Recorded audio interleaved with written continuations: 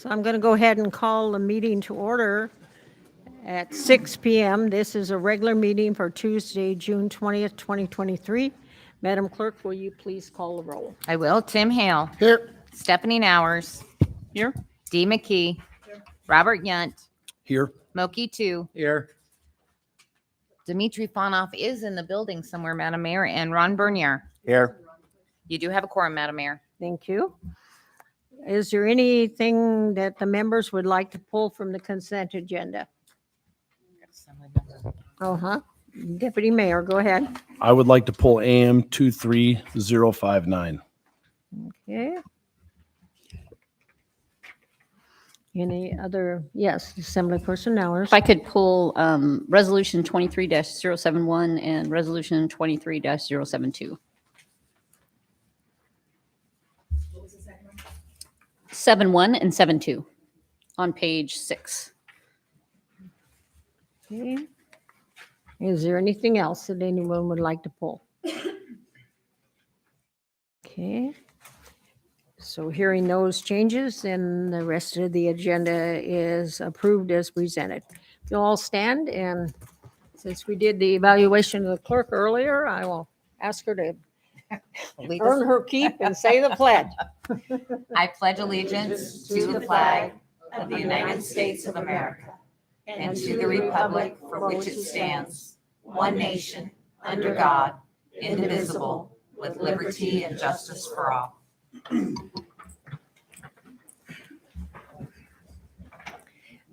The next item on our agenda is the minutes of the preceding meetings, regular assembly meeting on May 2nd, May 4th, May 9th, May 16th, 2 on May 16th, and 2 on June 6th. Are there any changes to the minutes as they had been presented? Okay, hearing none, then the minutes are approved. The next item is agency reports, and I see we are blessed tonight by some members of the city. So would you like to come forward, please?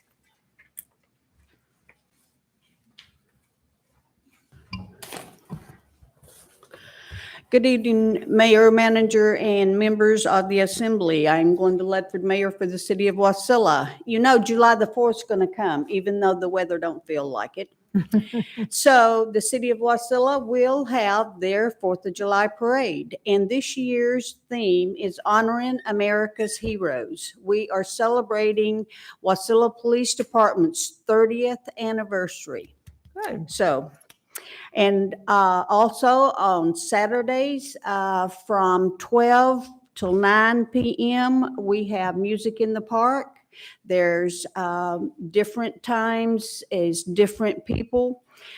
We also have a beer garden, food trucks, vendors. So it's a good time for everybody. Good. And now I'd like to introduce my economic development person, Crystal Nygaard, and she will report on our SEDS. All right, good. Thank you. Good evening, lady. Thank you. Good evening, Assembly members. About a year ago, the city was awarded a grant from the EDA out of Seattle to put together a comprehensive economic development plan or strategy. And it was a decision that we made before updating our comp plan so we could better understand the economics associated with what we had to start with a baseline. And so one, we want to thank the Assembly for encouraging and allowing Mike to participate in this. So it became more of a regional conversation and how we can get the most benefits for the entire region, especially for infrastructure. So we have completed that plan. It is being reviewed by our council. We're offering you all the opportunity to, if you want a copy of it, to read over and make your suggestions. That would be great. We turned it into the EDA on the 30th of June, and once it's approved, it will be a 5-year business plan for the city of Wasilla and our regional partners. So thank you for your support. We would like to get a letter of support to give to EDA to show that our regional collaboration is all in alignment. When we go to ask for funding, they'll be very clear about what our priorities are for infrastructure. So thank you. Thank you. I don't see anybody from the city of Palmer or Houston. Do we have anybody from the school district? Okay, and I don't see Todd from governor's office here. Has there been a joint assembly school board committee on school issues? Deputy Mayor Stephanie, no? Okay, all right. Are there any public relations report? Yes, Assemblyperson Hale. Yeah, thank you, Madam Mayor. The Butte Community Picnic is this Saturday, I believe noon. Is that right, Mike? Yeah, noon. Everybody's welcome to come by. It's at the Butte Community Center down by the elementary school. Okay. Any other public relations reports? Okay. Mr. Brown, do you have some reports Yes. for us, sir? Couple of short updates, or a few short updates. Thank you, Madam Mayor. So just for the Assembly as a whole, we've been talking about the Joint School Committee, or the Joint Assembly School Board Committee on School Issues. So I just wanted to let the rest of the body know, the three members that are serving on that committee, that the concerns brought up during budget deliberations have been communicated to the school district. Thanks to Ms. McKee, she provided some writing and some questions for us to provide to them, and we have laid out opportunities for discussion over the next 4 or 5 months, so that those three assembly members and school board and a district administration can have those conversations, and we'll report, as appropriate. So I just wanted to let you know that we did capture those things. They have been communicated to the district. They've taken and acknowledged that they will prepare conversations about those varying issues. Second update is regarding junk vehicles and tow reimbursement. So the Assembly amended funding into the fiscal year 24 budget to support tow reimbursement as a part of community cleanup. So I just wanted to acknowledge we are getting close to having a program that will go public. That will very likely happen before our next regular Assembly meeting. So I just wanted to give you a heads up. We did invite Assemblymember Fanov in to apprise him of kind of what we were doing and make sure it aligned with his intent as the sponsor of the amendment.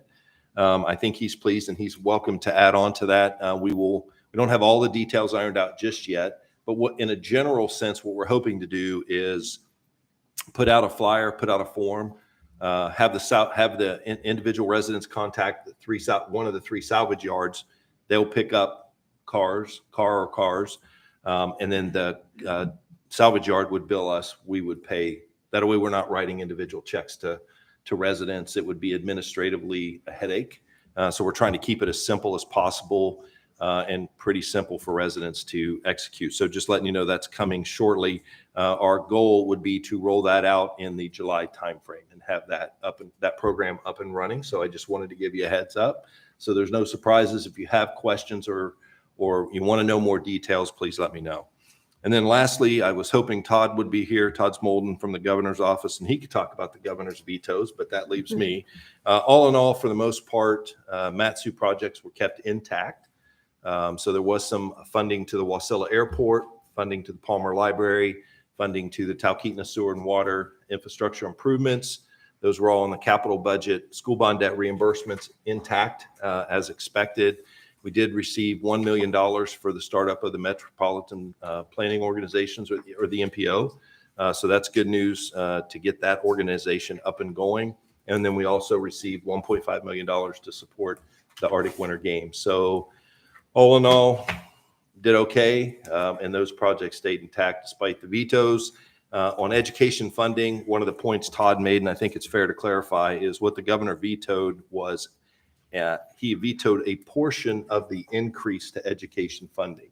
He did not decrease education funding, just in fairness. So the amount that was put in by the legislature, he vetoed half of that. So for our school district, I'm estimating somewhere around $7.5 or $8 million will come in. They were expecting 15, 16.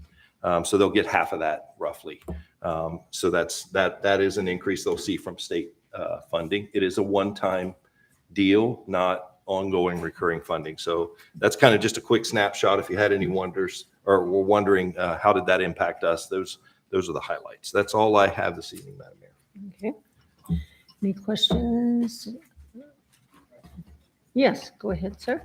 And just to add to Mr. Brown's comment, I did want to say we worked and there was a lot of brains that been put in on that program that he briefly explained. So I want to say to the community, it will be a very simple process. We went a few different rounds, but one of the things I want to say on the junk vehicle removal reimbursement program, it'll be just a simple one-page form with the simple instructions. It will not be very complicated. The good thing about it, how we want to structure it, so the people that want to have their vehicle removed is like you explained, but they won't have to pay anything out of their pocket if they're eligible and they qualify for the program. And then we will bill directly, work with the recyclers or the tow companies or whatever it is to pay them directly, which will make it simple. One of the conditions we were talking about, if city limits should be eliminated from this program or not. But we concluded that because they're all in the part of the borough, we will extend that all the way to, within the city of Wasilla and Palmer and within the city limits as well. So I hope, this will benefit everyone here in the valley. Ready? Okay, hearing no other comments. Mr. Attorney, do you have a report, sir? I don't, but since the vehicle cleanup is the topic for the night, the other issue, when the manager approached me the other day asking about whether we can include the cities, the answer is yes, and we could do it either on interagency agreement or just, general community cleanup, because everyone's potential landfill users, even though vehicles don't typically go there, vehicle parts do, pieces do, and, the public nuisance. So we can work through that anytime, and I don't think it's going to need assembly action.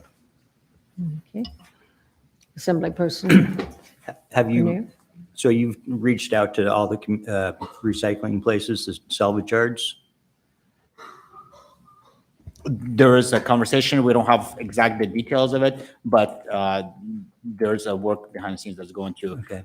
work Just from experience, last season, we had a property that we removed 5 junk vehicles from. It cost us like $800 from the salvage yard on Vine. Our neighbor had some cleaned up, but they called the Butte, and they came all the way out to Pittman free. So some of this really should be negotiated to where we're going to get the best bang for our buck. Good information. Thank you. Madam Clerk? The clerk's report is in your red folders. It has the upcoming meeting schedule, and I apologize, but the August 8th special meeting isn't on there, but it will be on the next one. It also contains the pertinent election dates for that upcoming election. And I'm going to embarrass Zach Reeves and ask him to stand. He's one of our newest employees in the clerk's office. He's doing a great job so far, and we're very glad to have him. Thank you, Zach.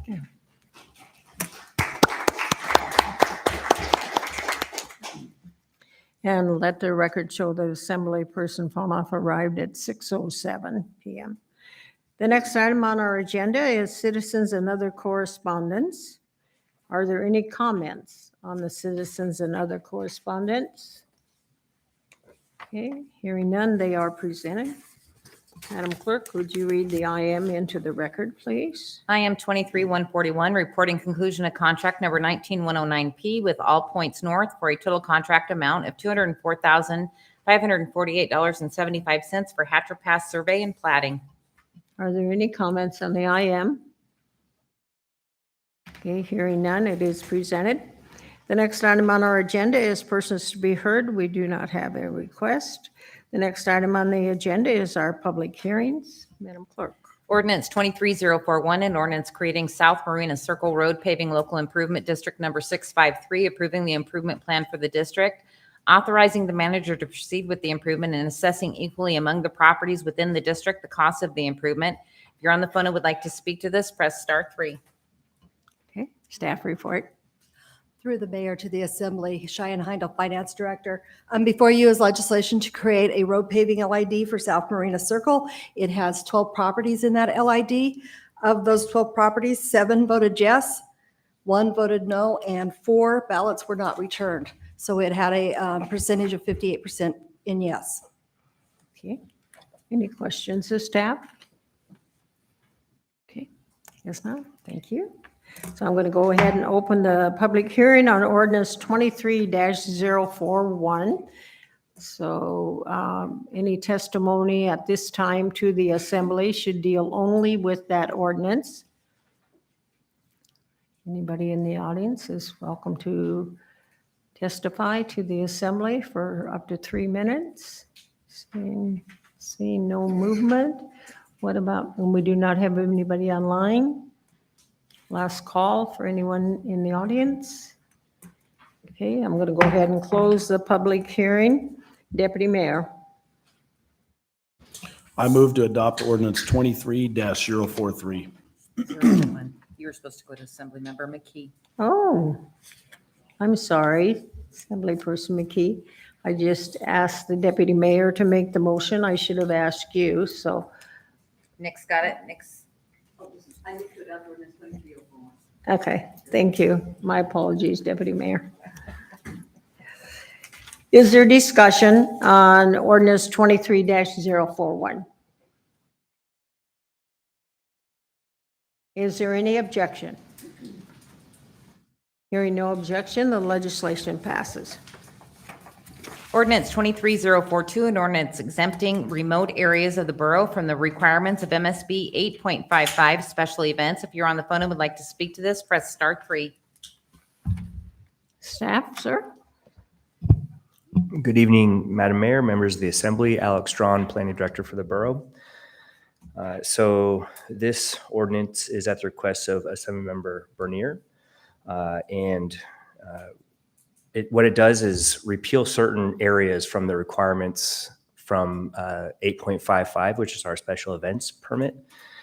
Just to go over what the special events permit does, it requires that if you're going to hold over 500 people in a mass outdoor gathering, it doesn't include if it's indoors, then it requires security personnel, emergency medical services, potable water, sanitation facilities, solid waste disposals.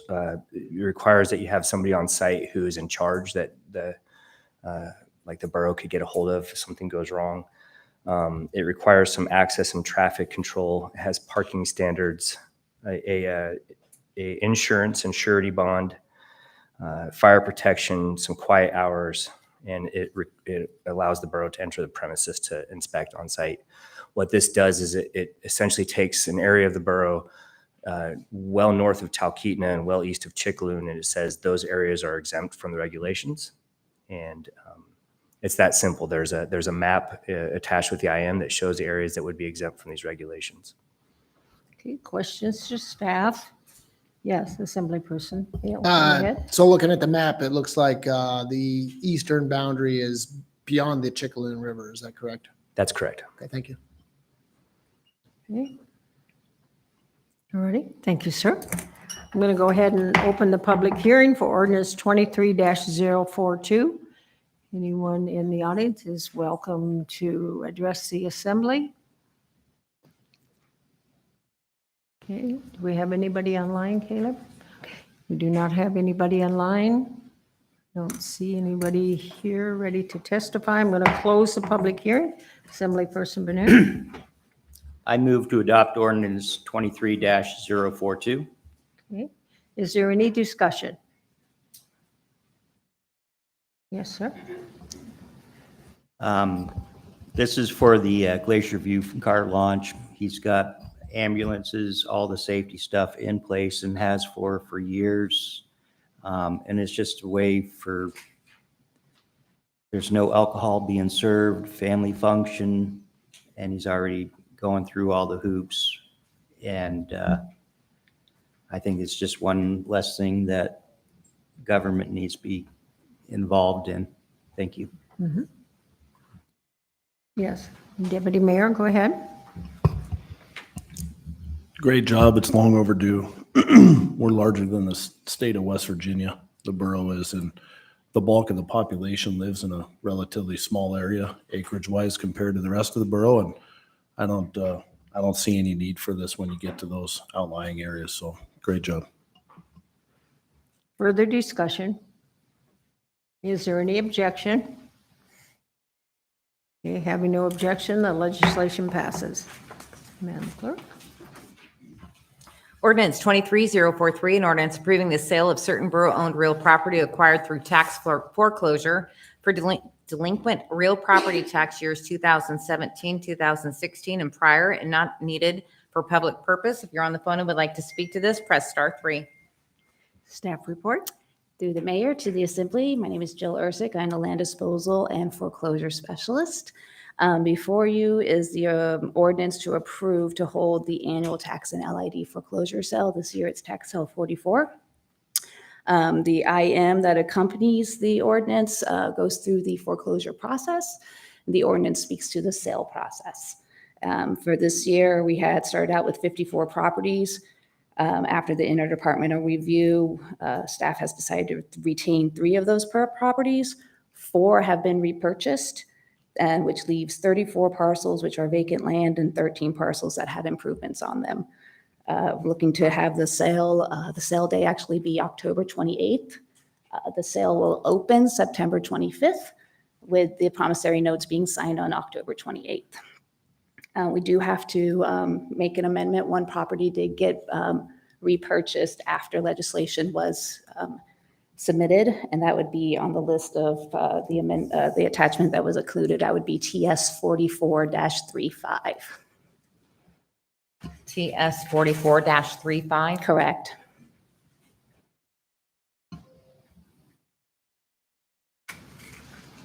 Okay. Any questions of staff? Okay, all right, thank you. So I'm going to go ahead and open the public hearing. Anyone in the audience is welcome to address the assembly on ordinance 23-043.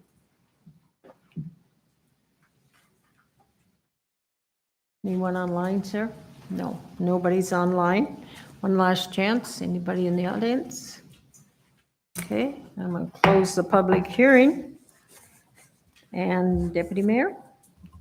I move to adopt ordinance 23043 minus TS 44-35, to remove that one from the sale. That's a primary amendment. Okay, so we will deal with the primary amendment first. Anyone have any questions or discussion regarding the primary amendment as requested by staff? Is there any objection to the primary amendment? Hearing none, then the primary amendment has been approved. Now you have before you ordinance 23-043 as amended. Discussion from assembly? Any objection from assembly? Hearing no objection, then the legislation passes as amended. Go ahead, Madam Clerk. Ordinance 2350, an ordinance allowing the manager to waive fees, costs, and liabilities between the borough departments and functions and fees pertaining to employee health and wellness. If you're on the phone and would like to speak to this, press star 3. Who's doing staff? Oh, okay. Esteemed borough attorney. I thought so, but he didn't turn his light on, and so I I was was, waiting for the mayor to say staff report. oh, okay. You have permission. Thank you, Ms. Mayor. I drafted this ordinance on behalf of the Honorable Borough Manager. This is basically an efficiency ordinance. There are times when the borough internally pays fees to itself. As laid out in the IM, there's a few examples. So, for example, if the port wanted to subdivide land, it would be paying a platting fee to the platting department for the fee like everyone pays. So the borough would pay itself. Other examples are, if land management or code compliance was out and saw some trash or junk and just wanted to pick it up while they were out in the field and then dispose of it at the landfill, there would be a fee charged. If the search and rescue team wanted to do some exercises at a trailhead, they would have to pay for parking. And so what this ordinance does is it allows the borough manager, by manager directive, to waive the fees that are normally charged and set by resolution.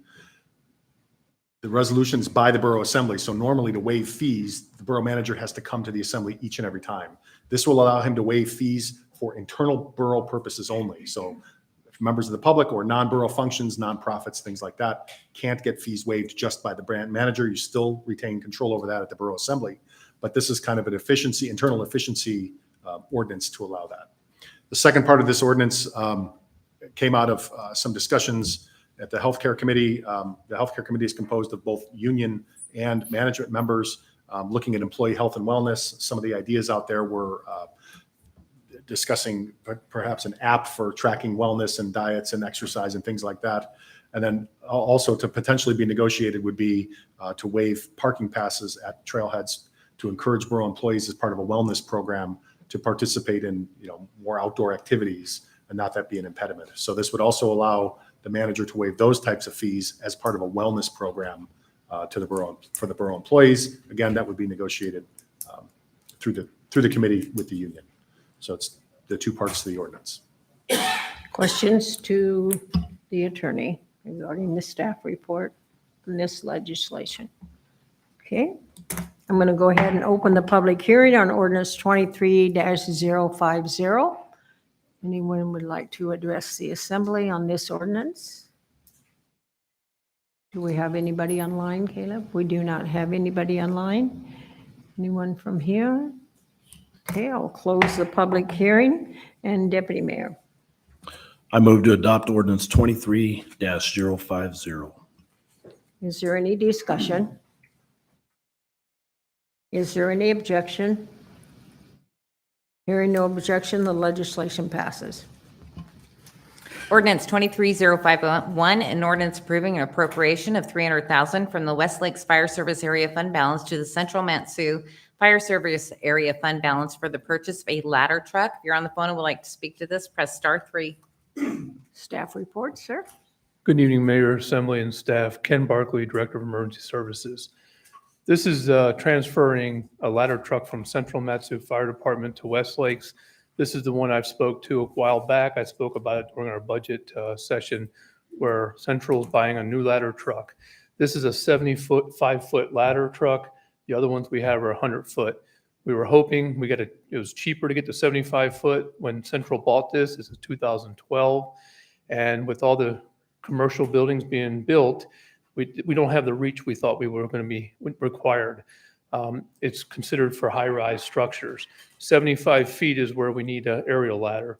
Even though the aerial 75 feet, we're quite a distance away, so you really need a taller ladder to reach the roof or to rescue folks out of a building. So West Lakes has a ladder truck. It's a used one they purchased from Fairbanks Fire Department.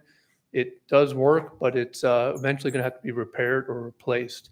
So both fire service area boards at their joint meeting about a year ago agreed that Central would sell West Lakes their aerial truck for $300,000, and that's what you see here. That was done by the boards, and this will help West Lakes greatly because they desperately need a fire truck. This is our ladder truck. It's going to help them with their ISO rating, and if an adjoining fire service area has a ladder truck that's on auto aid, both departments get credit for having that ladder truck. So this is a win-win for both departments, and certainly it's going to benefit West Lakes Fire Service Area. Okay. Questions of staff, Assemblyperson Hale. Yeah, thank you, Madam Mayor. So you say West Lakes has a older ladder truck now. Is there a plan to have another fire service area maybe purchase that truck from them and kind of keep the hand-me-downs going down the line type thing, or? Through the Mayor, Assemblymember Hale, before we would do that, we would have our mechanics advise us if we do that. We don't want to pass a lame truck down. And quite frankly, this truck has been problematic and expensive. Okay. Further questions of staff? Thank you, sir. Thank you. And I'll open the public hearing on ordinance 23-051. Is there anyone that would like to address the assembly on this ordinance? We have anybody online? We do not have anybody online. Anyone in the audience? Okay, I'll close the public hearing. Deputy Mayor. I move to adopt ordinance 23-051. Discussion by the assembly. Any objection by the assembly? Hearing no objection, the legislation passes. Ordinance 23-052, an ordinance accepting and appropriating $41,282.45 of revenues from fiscal year 2023 public donations to the Animal Care and Regulation operating budget for animal care facility projects and shelter needs. If you're on the phone and would like to speak to this, press *3. Staff, sir. through the mayor to the assembly, Cheyenne Heindel, finance director. When the fiscal year 23 budget was approved, there was $20,000 estimated for donations for animal care. Throughout the year, they have collected actually $61,282.45. This legislation before you appropriates and accepts the $41,282.45 so they can use it for some year-end purchases. Questions of staff? Okay, thank you. I'll go ahead and open the public hearing on ordinance 23-052. Is anyone that would like to testify? Do we have anyone online? Okay, and we don't have a sign-up sheet. Last call for anybody here. Okay, so I'll close the public hearing on ordinance 23-052, assembly person hours. I move to adopt ordinance 23-052. Discussion? Any objection? Hearing no objection, the legislation passes. Ordinance 23053, an ordinance approving the retention of the parcel located at 6025 South Bodenberg Loop, Palmer, Alaska for public purpose. If you're on the phone and would like to speak to this, press *3. Oh, okay. Mr. Attorney, boy. Yes, Mayor. Mayor, members of the Assembly, this ordinance is title is self-explanatory. Earlier tonight, you approved a bunch of tax parcels for sale that were not needed for public purpose. The sponsor of this ordinance tonight, Assemblymember Hale, is bringing this forward to dedicate this parcel for a public purpose. This is the prior parcel back in January. The Assembly approved foreclosure on this parcel, even though it might contain some contamination. We don't typically foreclose on parcels that have DEC letters against it. This was brought to the Assembly. The Assembly made the judgment call to go ahead and move forward with foreclosure. This property is affectionately called the Compound over in the Butte. It is at the intersection there with the blinking light, just south of the Glen Highway, maybe 2-3 lots in. It's about approximately 7.5 acres. It's a subject of a lot of community cleanup efforts over the years, specifically coming to a head about 4 or 5 years ago. The Borough Assembly allocated money. The Borough Attorney's Office filed an injunction lawsuit. The record owner was found. He did start to evict people. I think there was a fire on the land.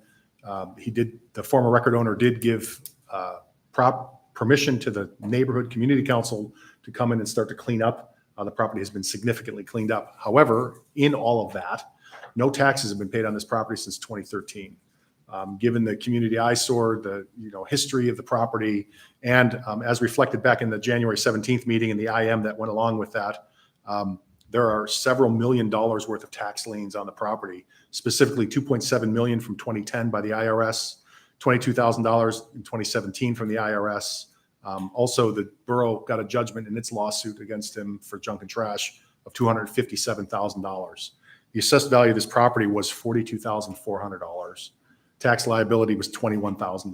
So the liens far exceed anything that any record owner would ever hope to pay, we believe. However, in discussions with the Assembly member for the district, this looks like it's right next to the Butte.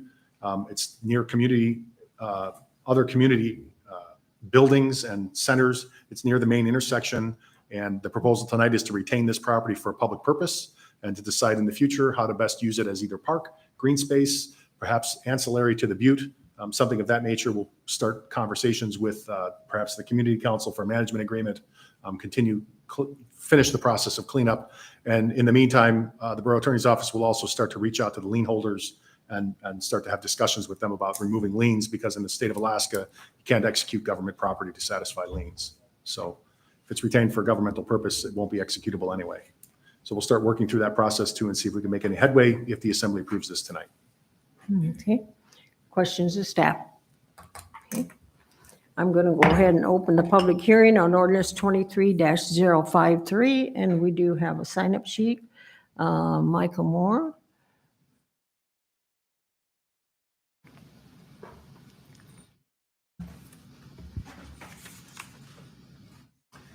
Hi there. My name is Michael Morrow.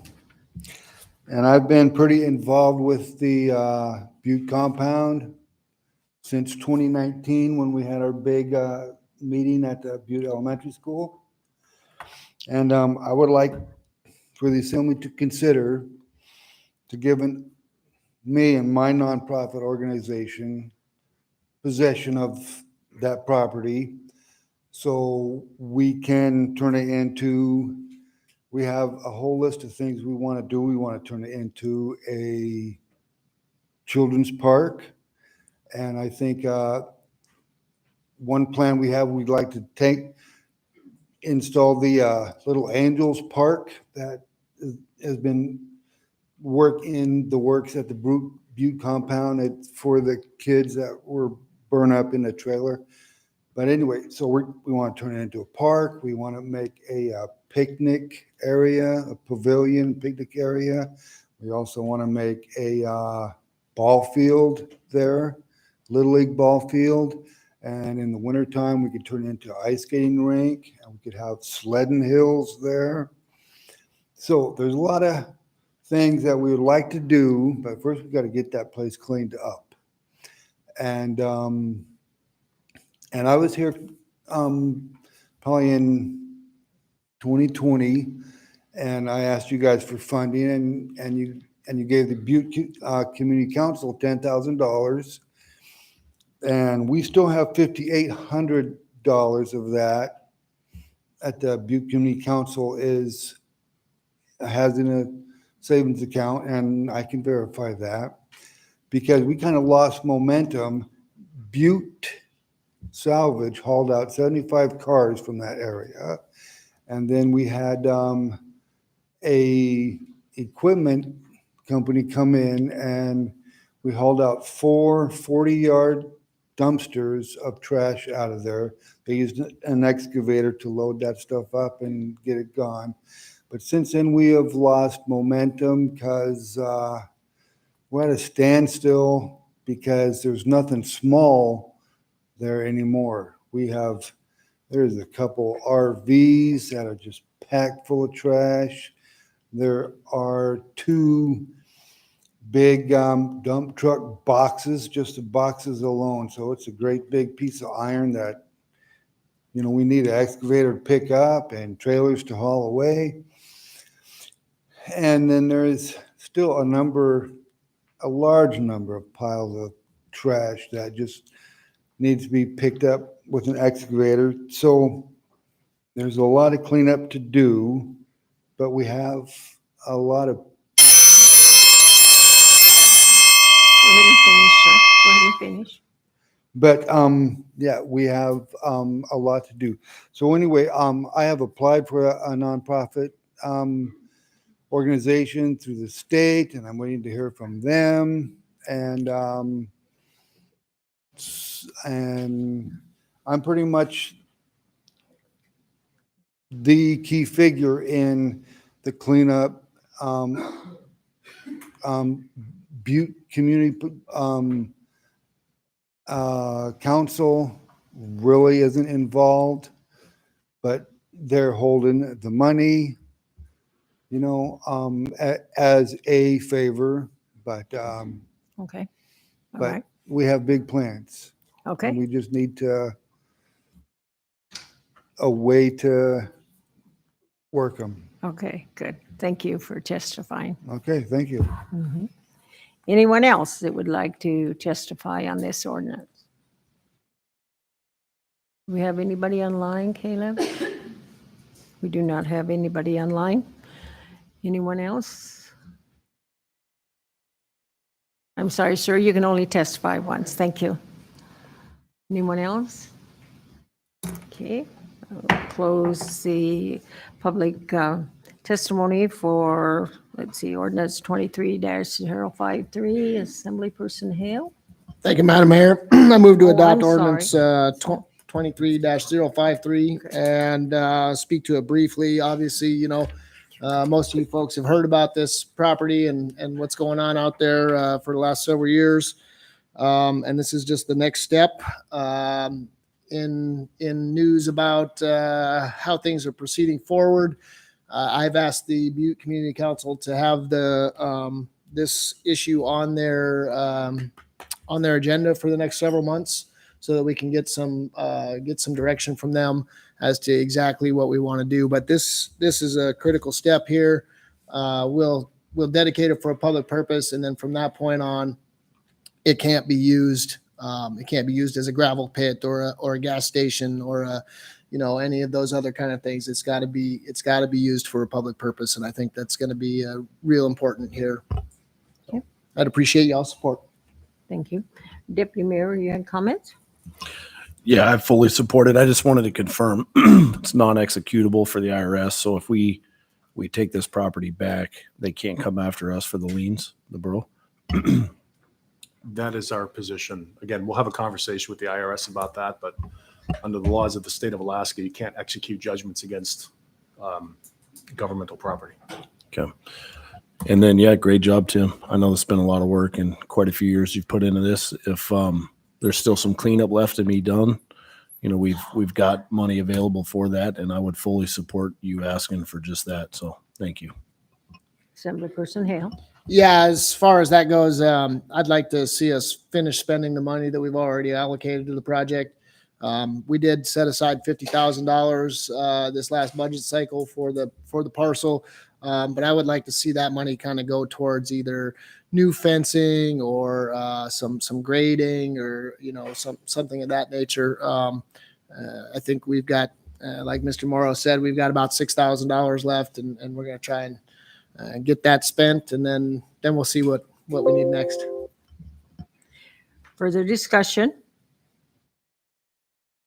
Any objection? Okay, hearing no objection, the legislation passes.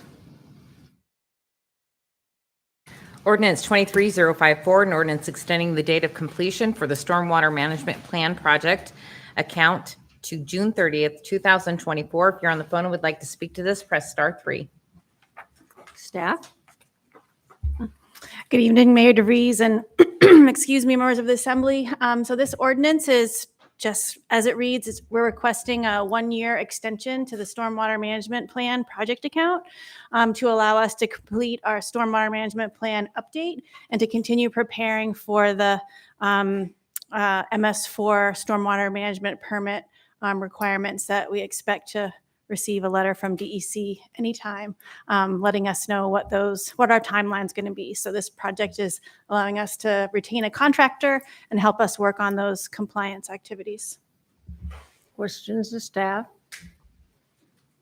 Okay, thank you. I'm going to go ahead and open the public hearing on ordinance 23-054. Is there anyone here that would like to testify on? Okay, seeing, do we have anybody online, sir? We do not have anybody online. I don't see any movement in the audience.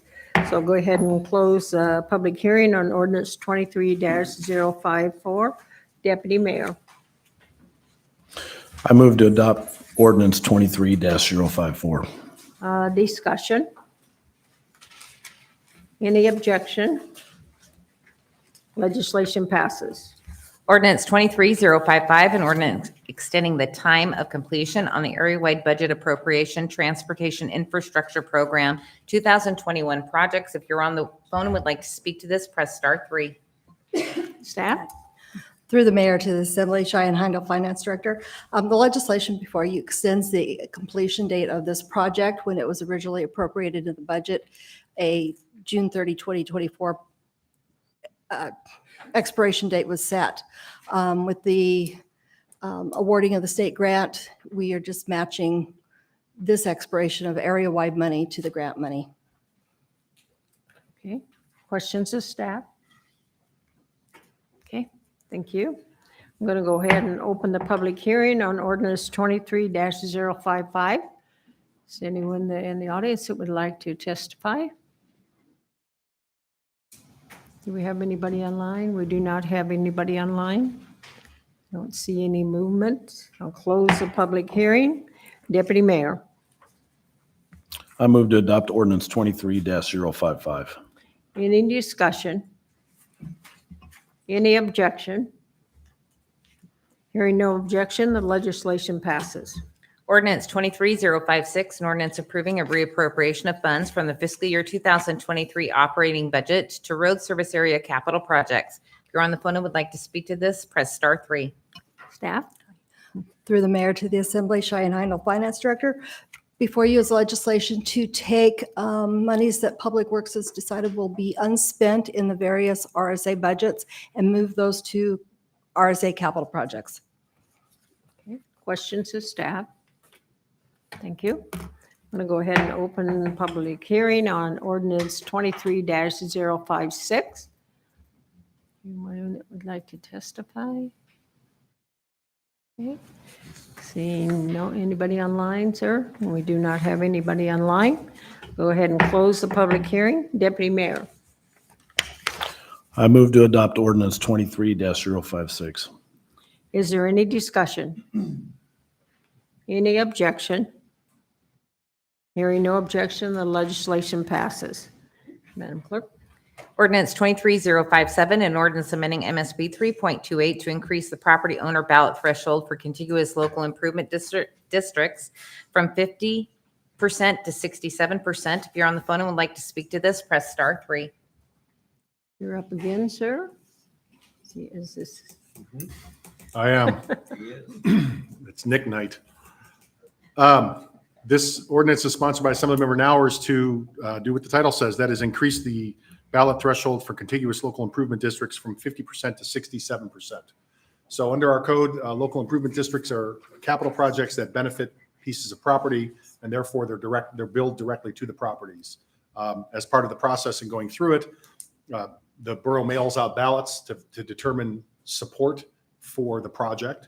And right now, if just over 50%, so 50.1% or higher, people say yes, then potentially 49.9% of people get taxed for an improvement that maybe they don't want or they voted against. Over the years, the threshold has changed. The assemblies have changed. State law minimum is 50%. As recently as a few years ago, I believe our local was at 70%. This effectively raised it to just over 2/3.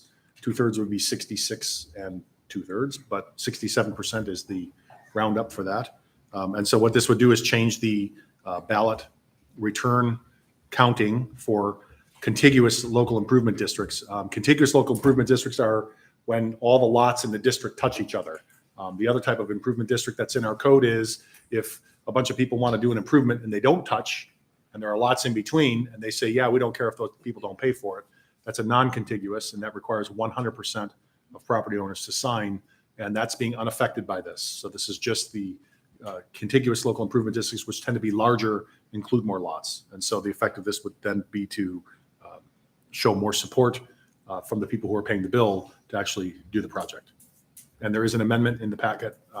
There was an oversight in drafting, if you don't mind, I'll address it. There was an oversight in drafting the bill. We were looking for efficiencies and kind of streamline the process.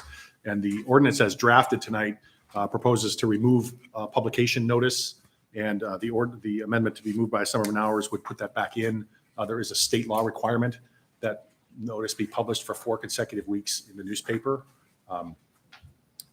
Again, we've talked previously about newspaper publication is starting to become an antiquated concept. Nonetheless, it is required by state law. So that amendment does need to be put back in to keep us in line with state law tonight.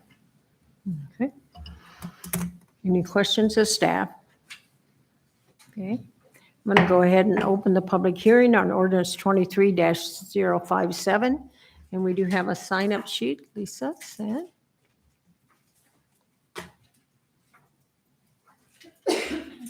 Good evening, Mayor and Assembly members. My name is Lisa Sand.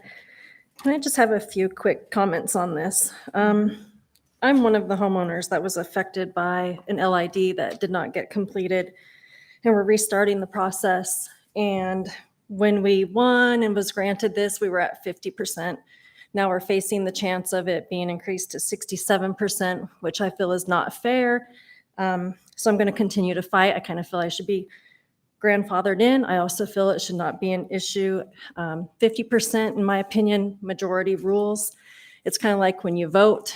Some of us lose by one vote, you win by one vote. So in my opinion, 50% is plenty. It increases home value, it decreases dust pollution, it decreases summertime road maintenance. I know a no vote is a no vote, but if a ballot is not turned in my opinion, as a homeowner, if you don't take the initiative to turn in your ballot, you're telling me you don't care if it's a yes or a no. My opinion, it's a yes vote. So I think it should stay at 50%. Thank you. Thank you. Anyone else that would like to address the Assembly on ordinance 23-057? Do we have anybody online, sir? No, we do not have anybody online. One last chance for anyone in the audience. Okay, I'll close the public hearing and Assembly person hours. Yeah, I move to adopt ordinance serial number 23-057. And if I could maybe take care of the sort of technical amendment first and then come back and speak to the main motion. Sure. I move to amend ordinance serial number 23-057 to reinsert MSB 3.28050B1 with an amendment to that section to read as follows: publish a notice of the public hearing at least once a week for 4 consecutive weeks in a newspaper of general circulation within the borough. And that's as what needs to be added back in. And as Mr. Sparopoulos mentioned, this is something that when I looked at it, thought we could maybe do away with because we already published the agendas in the paper. So it seemed duplicative, but state law requires publication in a newspaper. And so we're just adding that back in to stay in compliance with state law. Okay. Discussion on the secondary amendment. Oh, primary, sorry, thank you. I'm anticipating, like maybe no. So is there any discussion further? No? Is there any objection to passing the primary amendment? Okay, we're back now to the main motion, and Assembly Person Hours, you want to address that? Thank you. So also as noted by the Nick Knight, Mr. Sparopoulos, this percentage has gone back and forth over the years, I think at least 4 or 5 times, from 70% to 60% to 50%. And when it got reduced to 50%, I had qualms about that. And I thought, given our discussion about the Beverly Lakes Management Plan and how we were raising the percentage for adopting a plan because we're trying to reduce community strife and have a higher standard for something that directly impacts people's homes, that it was worth having this discussion again. I agree with the speaker. There's a lot of benefits to having LIDs, but on the flip side of that is you're making a percentage of the people who don't want it directly pay for a service they may not want or need. We've had at least a couple people come to us with these LIDs where we've passed them with sort of the bare minimum 50%. I remember one gentleman in particular, he did not want or need natural gas. He had his house already rigged up for propane. It would have cost him thousands of dollars to change out his appliances, and he was short on cash, and we were talking about $6,000. So when I think about what the amount should be, I kind of thought about at the state level when they have things like the constitutional budget reserve, it's a 3/4 vote. You know, there's other things where it's a 2/3 vote, and there's no magic number.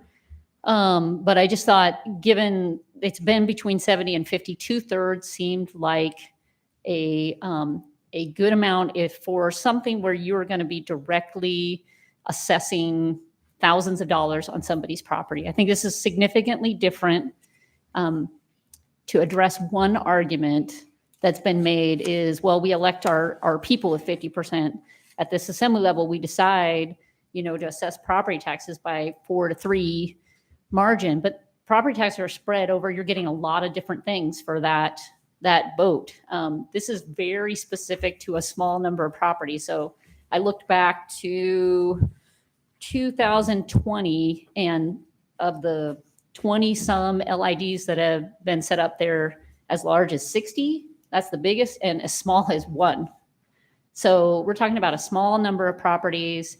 If you take the 60 number one and with 60 properties and you allowed 50% to dictate, then you could have as many as 29 properties being assessed thousands of dollars for a service they may have voted no on, they may not have returned their ballot. But I just feel like given our discussion about Beverly Lakes Management Plan to try to reduce strife in neighborhoods when we're doing something like an LID, we need a higher standard than a simple majority.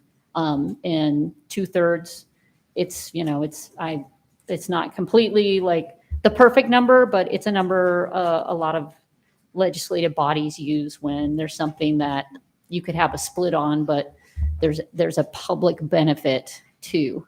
So you can't let just one person hold it up. So, so I hope this assembly will consider that. I'm not exactly sure what to do about the, grandfathering in past ones. That's a little bit of a complication, but I do think moving forward, we need a higher level than a simple majority. Further discussion? Yes, Assemblyperson Two, go ahead. Well, I'd like to start out by saying that I too use the LID program. I don't think I have any conflict with voting on this ordinance. And I think that 50% is plenty. 50% plus one of your neighbors say, yes, we are going to improve our neighborhood. I think that's a wonderful thing. And to change it, I will not be supporting to change it up to 67. That's 70%. We just passed one today at 58%. And what it really tells you is that 42% of this ballot that went out was people that, let's see, it says total number of percentage of ballots unmarked or not returned.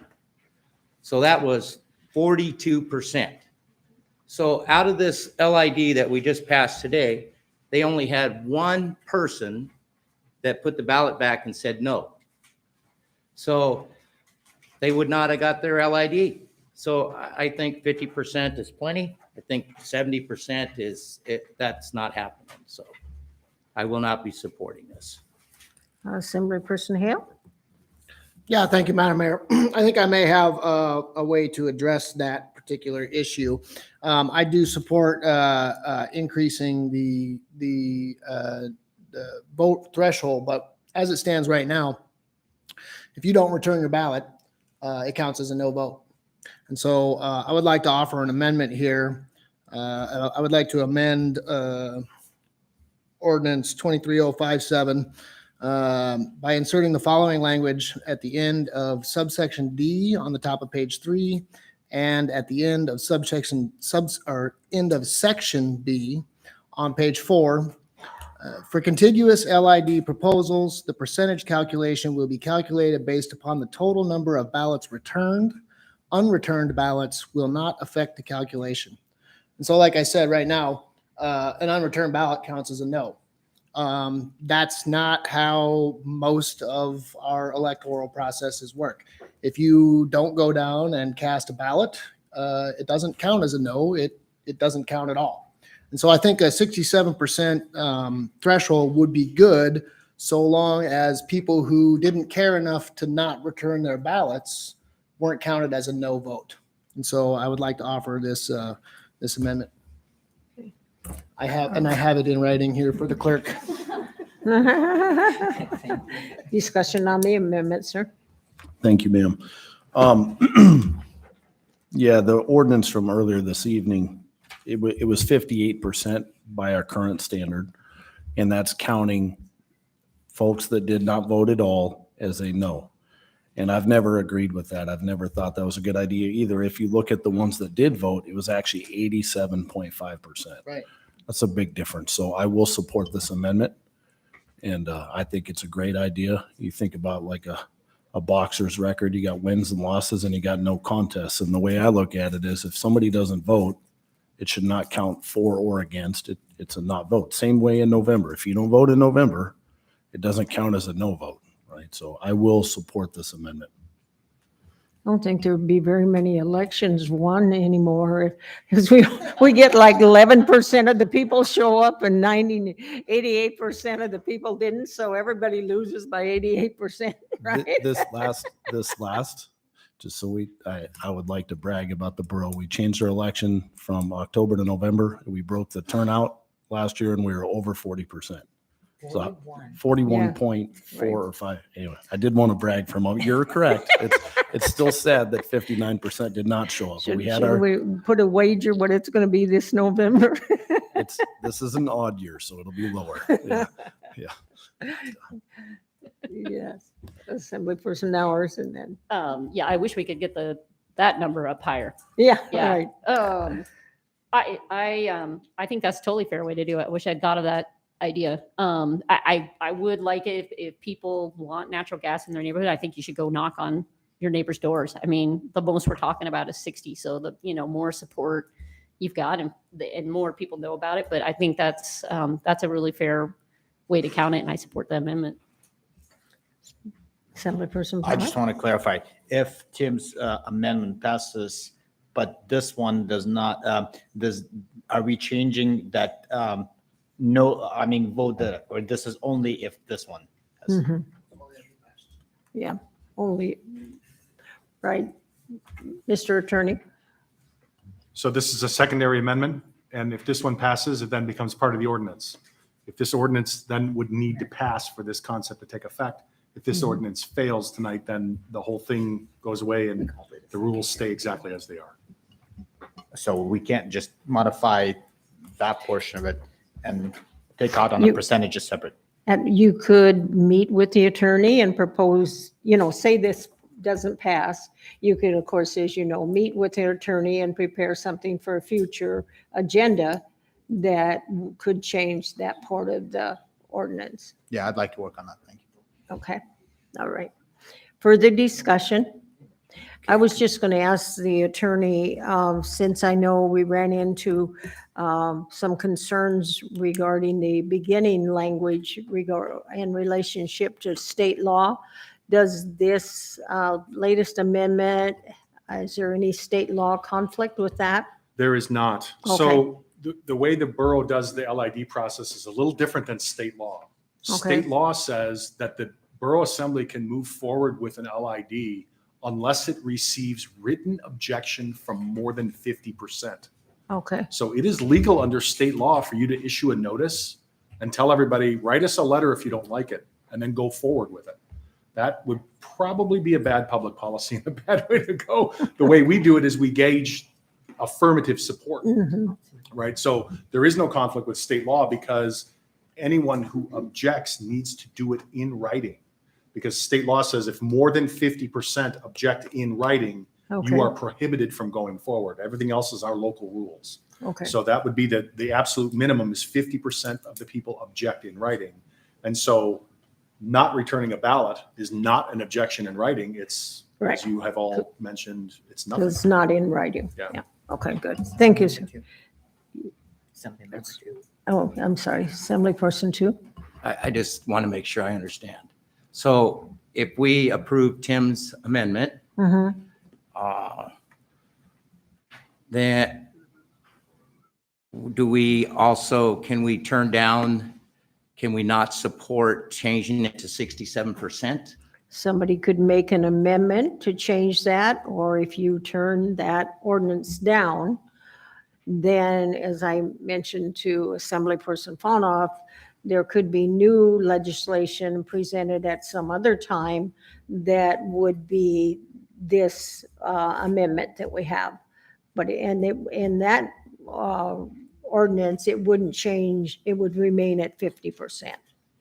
Okay, So, yes. yeah. So it could be, but not tonight, it couldn't. It can't stand alone tonight. Okay? Any further questions? Any further discussion on the amendment? Is there any objection to the amendment? Okay, we do have objection, Madam Clerk. The members can go ahead and vote on the primary amendment. It's a primary amendment.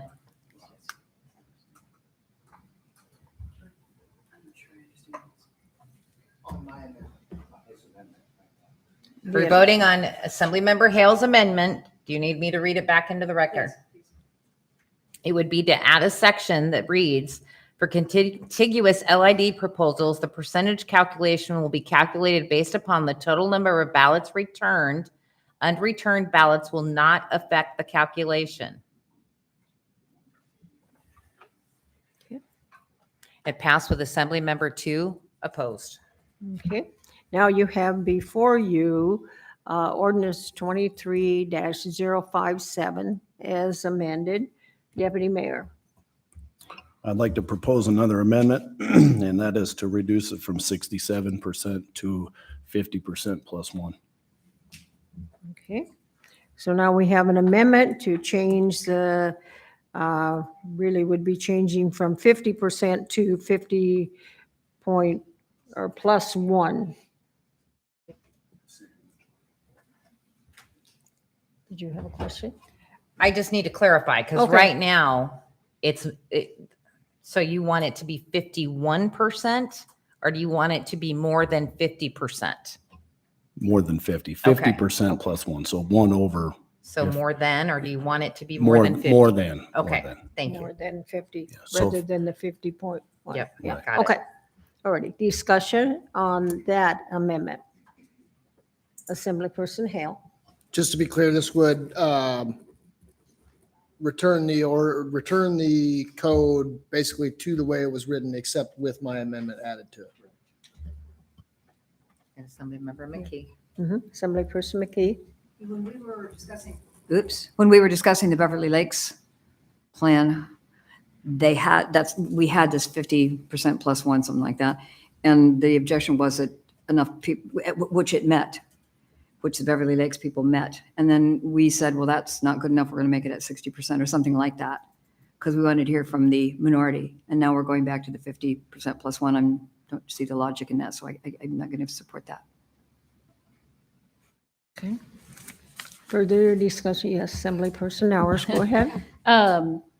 Yeah, I think this is going the opposite way of the way I intended, which is trying to make it possible for neighborhoods to get a public benefit, but minimize the collateral damage on the residents who don't want, need, or possibly can't afford the service. Because this is a unique thing, LIDs, where the government says, you shall pay this. We, this body, are saying you shall pay, $6,000 on your property taxes, unique for a specific service in a specific neighborhood. That's very different than like the overall property tax. And if we change it this way, I'm just looking at, like, for example, in 2021, there was a a natural gas LID that had 14 people in it. It failed with 29% in support. What happened was there was 4 yeses, 2 no's, and 7 no returns. So that would have passed. So basically you had 9 people that were no or didn't even respond. You had 4 in the neighborhood that were energized by it. I think if you if you take what we did with Tim's amendment and you take the no's out, but you keep a higher level, you still are responding to the people who are responding. You're giving the public a chance before you, the government, put a big tax bill on people. So I can't support reducing 50% because we're getting away from minimizing the potential collateral damage on folks. And, again, given the conversation we just had about Beverly Lakes, I think we want to have a higher percentage when we're doing things like this that specifically impact people with a pretty monstrous tax bill for some folks. Further discussion on the amendment, Assemblyperson Hale. Thank you, Madam Mayor. Yeah, I just want to say that I think this amendment very drastically changes what the sponsor intended when they brought this legislation. I think the appropriate thing to do would be to withdraw the amendment and come back with withdraw the amendment and not pass this ordinance, and then come back with a new ordinance that does what the maker intends. And your amendment. No, we're right. Yes. Yes, correct. Yeah. Further discussion. I'm sorry, sir, I can't see your light. Okay, go ahead. Asphalt, the paving, the gas line, what else, the kind of typical things that are usually done in under LIDs? Can an attorney please explain? So a local improvement district has to be a capital improvement that benefits a piece of property. And the cases that our Supreme Court has heard about it, it doesn't matter who the property owner is, and it doesn't matter if they're currently going to use it. So for example, if it was a vacant lot at the end of a road and it was a road LID, you would still say the lot has benefits because it's now paved. And while nobody's currently living there, someone could live there and therefore use the road. And so typically the borough has only done road and gas. I could look to the finance director, what other types of LIDs we've done. Probably Keaton and Water and Sewer. Did you do? I can't LID recall any there? others right now. There are two Oh. others, through the mayor to the assembly. We have also done an erosion control LID for the Circle View Stampede Estates area. And we have done a water LID out on Fish Hook. Those residents came to us because their water system was failing and they needed to have a new system in place. And so in that situation, the water system then benefits the properties. You look at the property and say, can the property benefit from it? So. And the question is then the bill always spread in the same amount of like 10 years, 5 years? And then if it does, if a person says, I can't afford it anymore, and they want to sell, is it just that spreads to the next owner, or it must be paid completely on the vote? Can you please? Through the mayor to Assembly Member Fonoff. So the way we finance LIDs is we finance them over 10 years with 2 payments annually.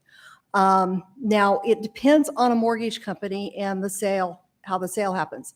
Some sales, the mortgage company will just leave the LID alone and let it go to the new owner, stays with the property. Other times, we've had mortgage companies require the LID be paid out of closing and paid in full. So it, like I said, it just depends on the mortgage company. Most of the mortgage companies that work in the state of Alaska understand how the LID process works, and they just let it be absorbed by the new owner. Just follow up. What is the price range on LIDs has been in your experience? And I kind of want to know what is that payment on the high end, if it's like $1,000 a year that it adds up, or where's the range of these LIDs have been in your experience? There's been a lot of LIDs since I've been here. I have seen LIDs, some of them have not passed, where the price per lot was upwards of $20,000, but mostly they're, and then you see some that are a couple thousand. It just depends on the cost of the improvement. If it's paving, the length of road we're paving, and as long as there's not additional engineering that needs to be done, because that is the cost of the LID. Gas LIDs, that is set by the Regulatory Commission. So it's all determined by Instar and the lineal foot. So I really, like I said, it's a lot of LIDs. It just depends on the cost that's engineered and then how many lots are involved. Assemblyperson Hale. Oh, I was just gonna say that the one of the things that we've done with it, and the director mentioned it, was the erosion control LID in Circle View is actually, I would classify more as a flood control. They built some dikes out there to protect the neighborhood from the Matanuska River. That's right over there in my district. So. Deputy Mayor. I held off on calling a point of order, but I'd like to get back to the amendment. Okay. So Ready? currently it's 50, it's a majority, over 50%. This legislation, if it passed as is, would increase it to 67. I think it should be as it is currently, which is one more than 50%, and that's all my amendment will do. Okay, so the amendment before you, Mr. Attorney, do you I have just your want to amendment? clarify for the record, Assemblymember Young keeps saying one more than 50%. It's not the amendment. I think the clerk said more than 50%. You keep inserting the word one. Do you mean one vote, 1%, 1/10%, one return ballot? So I would make sure the clerk puts on the record what exactly the amendment is, so there's no confusion in the future if this passes. Lonnie is the boss. More than is fine. All right. Plus, it's her night. We Thank already you. know that. Okay. So does anyone need clarification on the amendment before you vote? Okay. Is there any objection? There is an objection. Oh, I just had one. oh, I'm sorry. Just on the math again, like if you change this, that example I gave of the LID back in 2021, you got 4 people out of a neighborhood of 14. So it's not 50% anymore. It's not simply 50% of the people, it's 50% of those who return votes. So again, I think you're going the opposite way of you're trying to avoid having conflict in neighborhoods. And I think this is going the opposite way. It's going too far. Okay. Any other discussion? Okay. So we have an objection. So Madam Clerk. I can get the members to go ahead and vote on the primary amendment. It passed with Assemblymember McKee, Hale, and Nowers opposed. Okay, so now we're back to the main motion of 23-057 as with the 2 amendments. Further discussion. Oh, Assemblyperson Hale. Yeah, thank you, Madam Mayor. I just want to say, I think this is contrary to the spirit of the ordinance that was introduced and also contrary to the spirit of what we did with the lake management plans. And so I'm going to vote against it. Okay. Assemblyperson Nowers. I could summarize it exactly the same way. I guess I compliment my fellow assembly member on giving me an ordinance that I brought forward that I now will vote against because it's doing the opposite. And I hope that wasn't intentional. But I do urge this body to try to take into account. I guess I feel very passionately about people having as much say as possible. And so I would just, those are my feelings on this, that we should have a higher bar, and then maybe you don't share them, and then we'll have a vote on it. So thank you. But this I would not support because this is going the wrong way. Absolutely. Okay, Deputy Mayor. Yeah, it was not my intention, nor do I believe I'm hijacking anyone's legislation. It's, I think that'd be very disrespectful, and I would never do that. It is currently a majority right now, or more than 50%. And I think Tim's amendment is something that we probably should have did a long time ago. And I think it was a great idea. I supported that. And all I'm doing now is just trying to leave it like it was before with the addition of Tim's amendment. So I was not trying to disrespect anybody. I don't feel like I am. And I call the question. Okay, so the question has been called. The question has been called, so it means no. So you need to vote on the I object to calling the question. We need to vote first on the question which has been called, and if that passes, then there's no more discussion. So if I don't know, I'm calling the question, then we can talk some more. Yeah. Okay. If you're in the majority. It's not a one-man show here now. If I can get the members of the assembly to vote on calling the question. Madam Mayor, it failed with Assemblymember 2, Yunt and Bernier in support. Okay, Assemblyperson McKee, you can talk.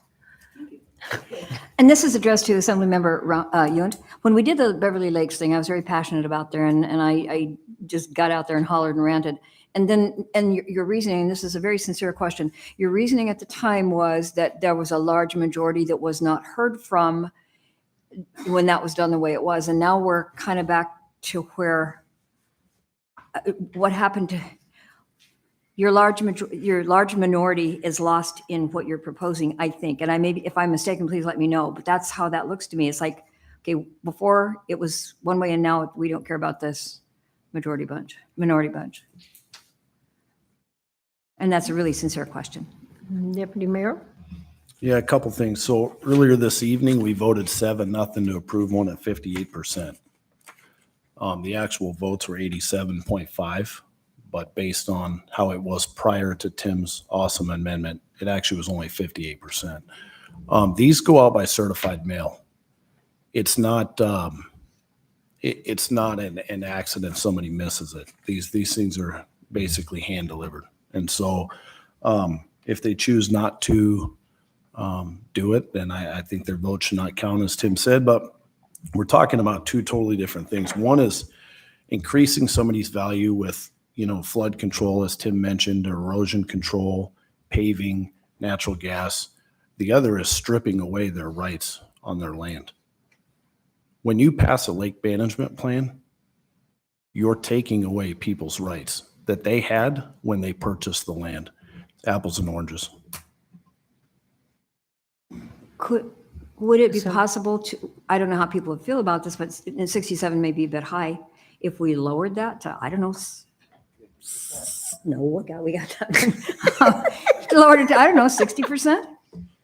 You can make an amendment if you'd like Okay. to, and we'll see. I'll try that, 60%. 60? Yeah. Okay. So you have an amendment before you to change the 50 to 60. Further discussion on that amendment? Do we have an objection? We do have an objection. Madam Clerk? The members can go ahead and vote on the primary amendment, please.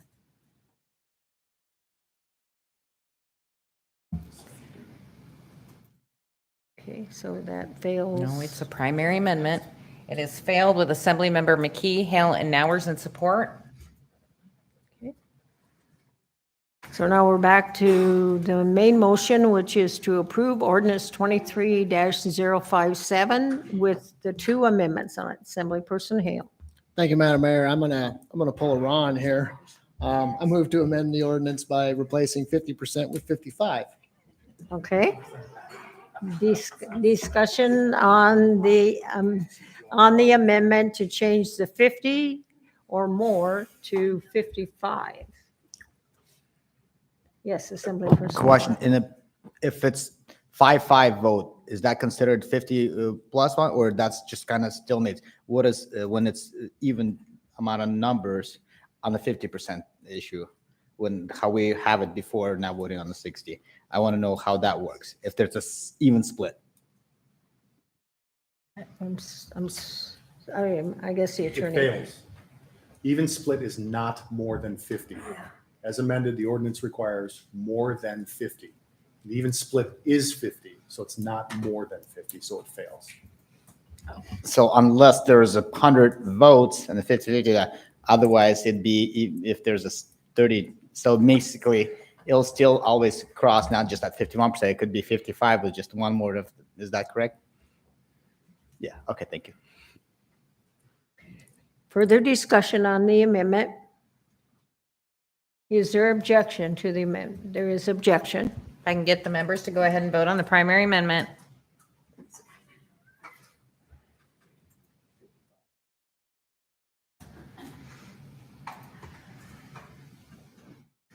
It has failed with Assemblymember Hale and Nowers in favor. Okay, we're back to the main motion with the two amendments. We do have a comment or objection? Comment, go ahead.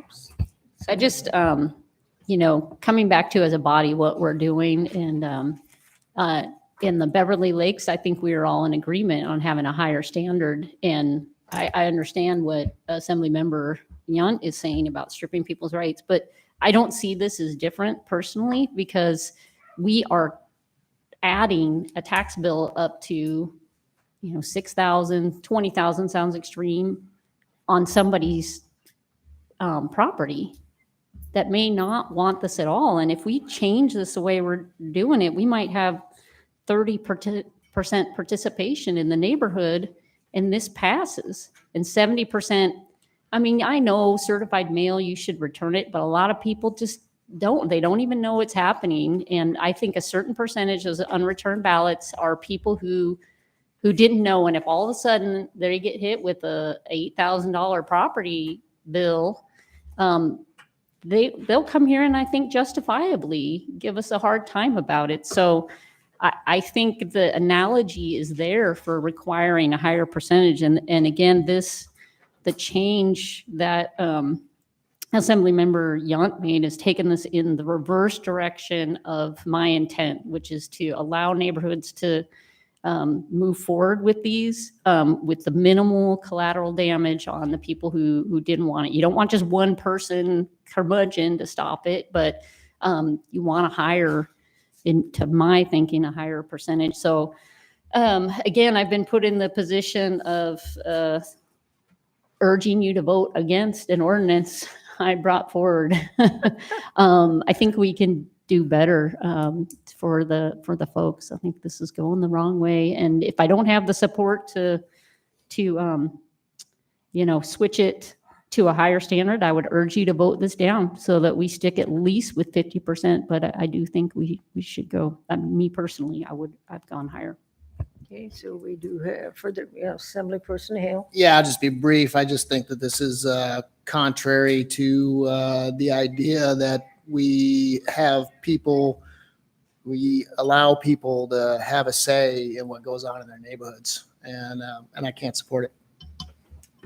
Okay, further discussion on the main motion, Assemblyperson Von To leave everything as is, can we put some kind of amendment for, or just vote this down completely and then Tim's doesn't pass and then it leaves everything as is?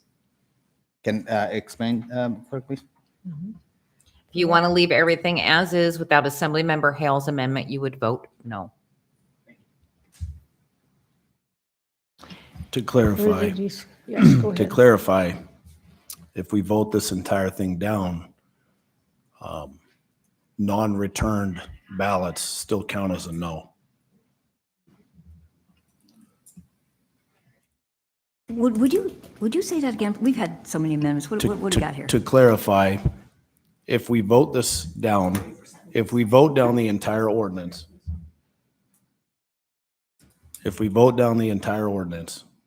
then we go back to more than 50%, but we still count non-returned ballots as a no, which I think would be. Which is the way it was before. Yes, ma'am. Yeah. So, and I do not think it's fair. I don't think we should count non-returned ballots as a yes. That's not fair. But I also do not believe we should count them as a no. So I hope everybody passes this as it is now amended, and I thank Tim for the amendment. Okay, Assemblyperson Von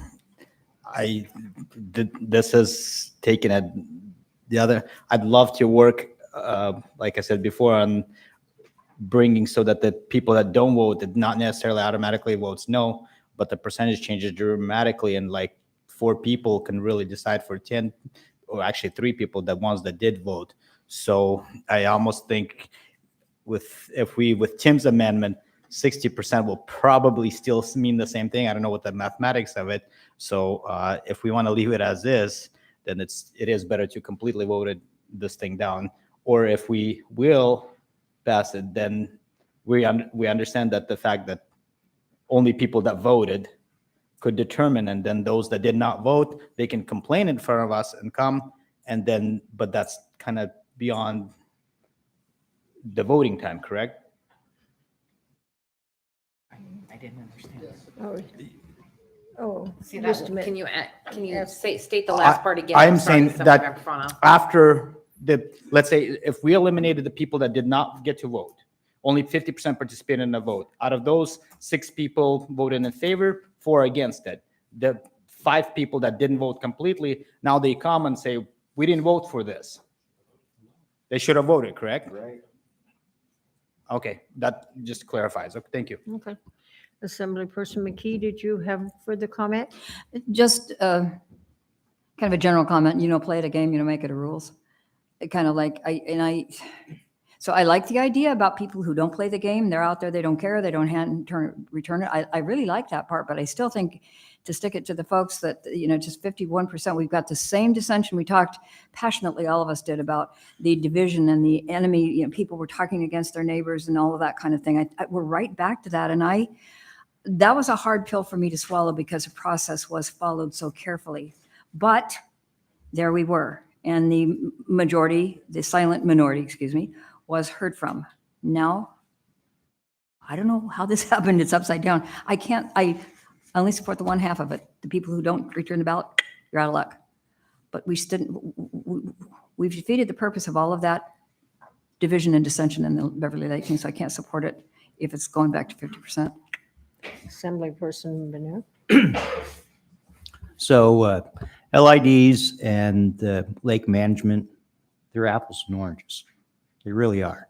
LIDs are going to improve your value of your property, the general welfare of the public, where the lake management, we're putting rules and regulations and taking away people's rights. Oh, you can't have a boat motor now on this lake where you just went out 2 years ago and bought, a toy or something that you specifically saved up and built a retirement home on this lake because it had no lake management rules and regulations. Mm-hmm. So there's two different sides there.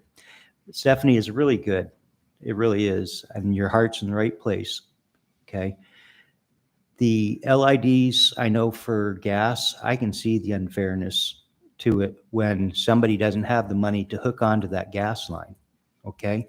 And now they've got a lien against their home for $6,000 that they didn't want any part of. And if they're trying to get a small loan, maybe to fix their place up or something, now a lien shows up on their credit. Things like that. So one idea I really like to see us sit down with Instar. We can I'm sure Instar enjoys our LIDs, right? We're probably a good customer because of that fact. Why can't we say, okay, Instar, instead of after 3 years, you let anybody and his brother hook onto the gas line for free? Sit down with them, and we should have the bargaining power. There's no time limit. We did an LID for this subdivision. Whoever hooks onto this gas line will pay their fair share. Not after 3 years and get it for free. And I really strongly believe that we can do something there on that. The asphalt paving and stuff like that, you really can't, because once it's paved, you're using it. You're not actually hooking into it. So I have no clue on that one. But as far as the LID on the gas, that is my thought. And the 50% is to try to develop our community and our borough. It really is. And to create more of a tax base so we can take and provide more things for our citizens and to develop. And so I can't support going back to 67%.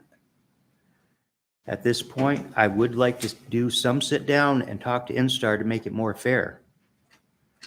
And I am open to any suggestions on paving or any of these other projects to try to make it more fair to our citizens. So. Assemblyperson Hale, go ahead. Thank you, Madam Mayor. I just want to say that, LIDs and lake management plans are not apples and oranges, because what we're talking about here is people's right to have a say in what goes on in their neighborhood. Okay, Deputy Mayor. I'd like to clarify a couple little things. One is that liens do not go on anybody's credit report.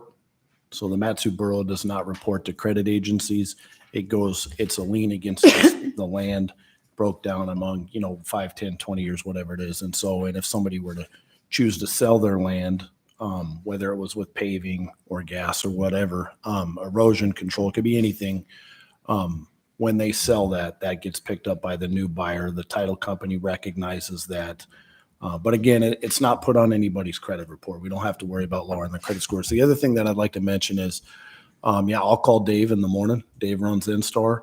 I do think it's quite unfair that on the natural gas ones, I believe it's 3 years. Mike, you may know, I'm pretty sure it's 3 years. So for an example, is if somebody runs a gas line on their own, somebody wants gas at their house and they run it on their own, or somebody votes against the LID and it goes into effect anyways. And then whatever if somebody waits, I guess that'd be a bad example. If somebody does it on their own and they run the gas line, if somebody hooks up to it in the first 3 years, they have to pay Instar for that. And then Instar returns that portion of it to the person that originally ran it. But if they wait till 3 years and a day, they get it for 100% free. even though even previous to that point, it has drastically increased the value of their land. So if NSTAR costs $2 or $3 grand per lot to run, I think it's about $30 a lineal foot right now. Your average lot is about 130 foot wide, the average 1 acre lot in the borough. So you're looking at a value or a cost of about $3,900 per lot for a gas LID. Or even if you're a private developer or a private person, you go put it in, but it increases the value of your land substantially more than that. So again, back to the whole reasoning for me amending it down to 50% or more than, I should say more than 50% is it's where we began. I never have thought it was a good idea to count the non-return as no's, just like I wouldn't want to count them as yeses. And so that's where, that's how I got to where I'm at. Thank you. Okay, I don't know. Assemblyperson Fauna, Yeah, you I first or- would like to offer the amendment to meet in between the 60 we got voted down, 50, we're at 55 at least. That's my amendment. That was, yeah, just the one that just lost. Assemblyperson Nowers. I really appreciate it, Mr. Brunier's comments, because I do see the unfairness in that. But I would urge people to vote this down, because we're talking about a large bill that goes on people's properties again. And I just remember, again, we had a LID, I think it predated Mr. Fauna, but we had, a perfect example. We had a woman who was on a very fixed income who was expending an enormous amount in heating oil. And she was going to, hook up to natural gas, and this was going to lower her bill. And then we had the fellow on the other side who would have had to change out all his appliances. So I just, I would really urge you to vote this down. If we want to come back and work with NSTAR, I'd be open to that, because that does seem fair, that they're kind of the freeloading case after 3 years. But I think we should try to enfranchise people as much as possible for something where we are imposing. This is government enforcement. It may not be a lien, but you get your bill, you have to pay this. It's not an optional. If you don't pay it, the borough's going to tell you you're late on your taxes, and then you're going to start paying. So it has real consequences for folks, and I think we need to vote this down. Now, clearly, there's not the support for the 67%, but we shouldn't go below 50% overall. Assemblyperson Fauna, go ahead. Made a mistake.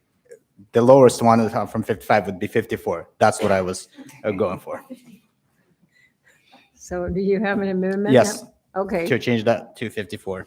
And I think then with Tim's, it will at least offset some of that no votes to 54. 54. Okay, so we have an amendment on the floor to change the 50% or more to 54. Discussion.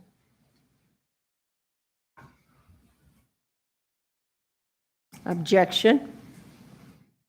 Okay, we have objection, so. If I can get the members to go ahead and vote on the primary amendment, changing it to 54%.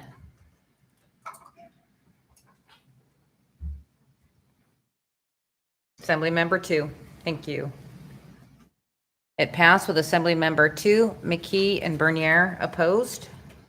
Okay, so now you have ordinance 23-057 with 3 amendments. Further discussion.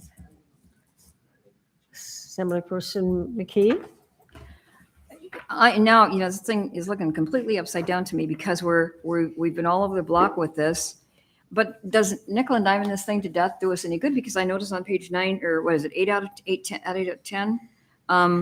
Is that the one? No, it's 9 out of 10. Where even though the whole Beverly Lakes thing was put to bed and all that, now we have another one about allowing for electric motors and 15 horsepower or less motors on non-motorized days. So we've even changed the thing that we worked so hard on, all of us did, in whatever side we were on. And here we are 4 or 5 months later, maybe less, saying, okay, now we're going to tweak it again. I don't know what the point of this is, I guess, when we can do something and fight so hard from both sides with passion and all of that, and then say 3 months later, now let's change it. I don't know what to do here. That's because you live in the United States and everybody can change whatever they want to. You're the elected official. Okay, even if they're wrong. Okay. Assembly person hours. I would just say again, you have an example of a neighborhood with 5 people voting, 3 yes, 2 no, which happened. Out of 20, it would pass with 60%. So you've got 5 out of 20, you got 25% of the people voting. That's a very low turnout for something real specific. And I think the solution to the no returns is, if you want it in your neighborhood, go talk to your neighbors. Make sure they return that ballot. So if you want it and you want to be assessed it and you want your neighbors to pay it, go get them to, make sure they send that back. So, but I would still urge a no vote on this. 54% is not enough when you're taking out all the non-returns. Deputy Mayor. In the spirit of next night, I would just like to mention the laws oftentimes are created like sausages. It's not a real pretty process, but when you're done, you can have a beautiful product. So it tastes very good. So as our own attorney has stated. Is there any discussion to ordinance 23-057 passing? Is there any objection? You do have objection. Okay. If I can get the members to vote on the main motion.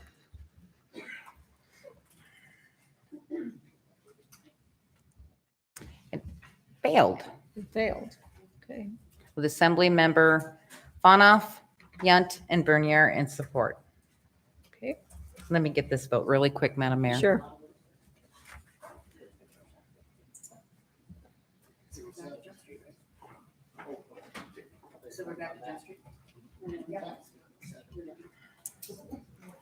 Ordinance 23059, an ordinance accepting and appropriating COVID-19 disaster relief funds of $6,535.66 from the Federal Emergency Management Agency with accompanying resolution 23064, a resolution approving the amended budget for COVID-19 disaster relief funds. If you're on the phone and would like to speak to this, press star 3. Staff? Through the mayor to the assembly, Cheyenne Hondo, Finance Director. Before you is an accepted appropriate for $6,535.66. This brings the total reimbursement that we have received from FEMA for COVID-related expenses for the management of the EOC and COVID-related expenses to $357,500. Questions of staff? Okay. I'll now go ahead and open the public hearing on ordinance 23-059. Anyone that would like to testify on this ordinance? We do not have anybody online. So I'll go ahead and close the public hearing. Deputy Mayor. I move to adopt ordinance 23-059. Okay, is there any discussion? Is there any objection? Okay, then hearing no objection, the legislation passes. Ordinance 2360, an ordinance accepting and appropriating a healthy and equitable communities formula grant in an amount of $1,364,075 from the Alaska State Department of Health and Social Services with accompanying resolution 2365, a resolution approving the scopes of work and budgets for the Government Peak Recreation Area Parking Lot Project, the Palmer Family Park Project, and the First Responder Preparedness Project, and authorizing the manager to sign the memorandum of agreement. If you're on the phone and would like to speak to this, press star 3. Staff report. Through the mayor to the assembly, Cheyenne Heindel, Finance Director. Before you is an accept and appropriate for the Healthy and Equitable Communities Grant. The timeline on this grant, it has to be spent by May 31st, 2024. Therefore, we're utilizing the GPRA parking lot expansion as part of the funding, and that way freeing up other funding to be used elsewhere. We're also utilizing this money for the Palmer Family Park. We will be bringing back legislation to rescope the money we are not utilizing in the GPRA project to move it, like I said, to another project and federal grant match for future transportation or whatever the assembly approves. Questions to staff? Deputy Mayor, you still have your mic on. Thank you. Okay, I'll go ahead and open the public hearing on ordinance 23-060 and resolution 23-065. We do not have a sign-up sheet. Anyone that would like to testify on this ordinance and resolution? Do we have anybody online? We do not. See, no one else comes to testify. We'll go ahead and close the public hearing. And let's see, Deputy Mayor, please. I move to adopt ordinance 23060 and resolution 23065. Okay, is there discussion? Is there any objection? Okay, hearing no objection, the legislation passes. Is anybody? Thank you, Pastor. Does anybody want to take a break or should we go into audience part? We do want to take a break? Okay, let's see. We'll come back at 8 o'clock for audience participation.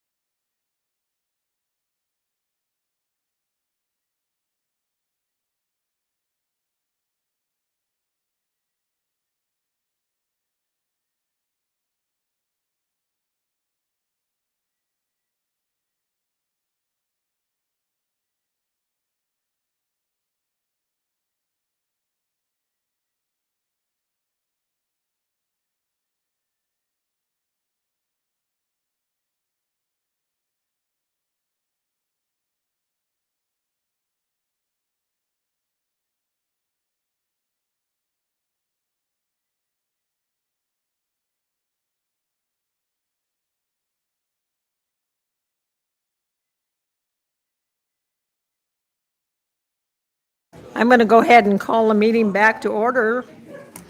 So if the assembly can take their seats, please. We'll get to audience participation in a minute.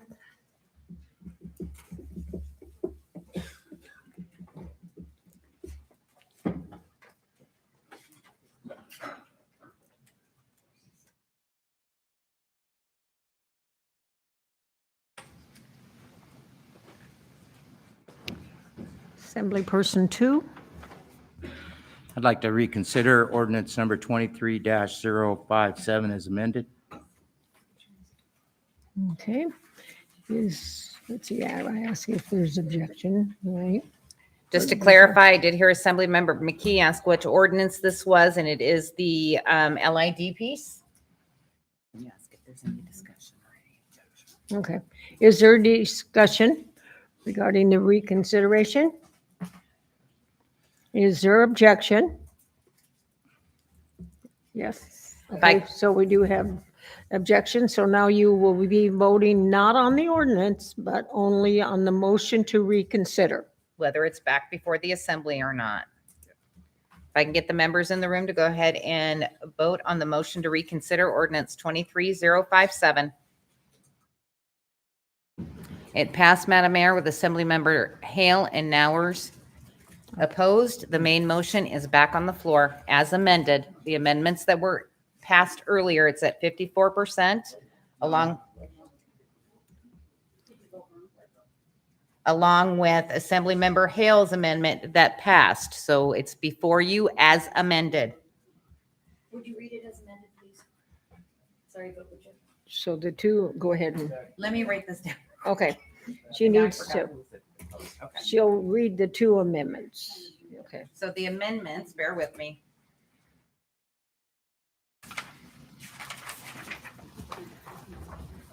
Now these are already in the ordinance. These are not, the amendments are not before you.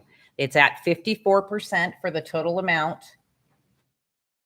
And then Assemblymember Hale's amendment was for contiguous LID proposals. The percentage calculation will be calculated based upon the total number of ballots returned, and returned ballots will not affect the calculation. So those amendments are already in the ordinance.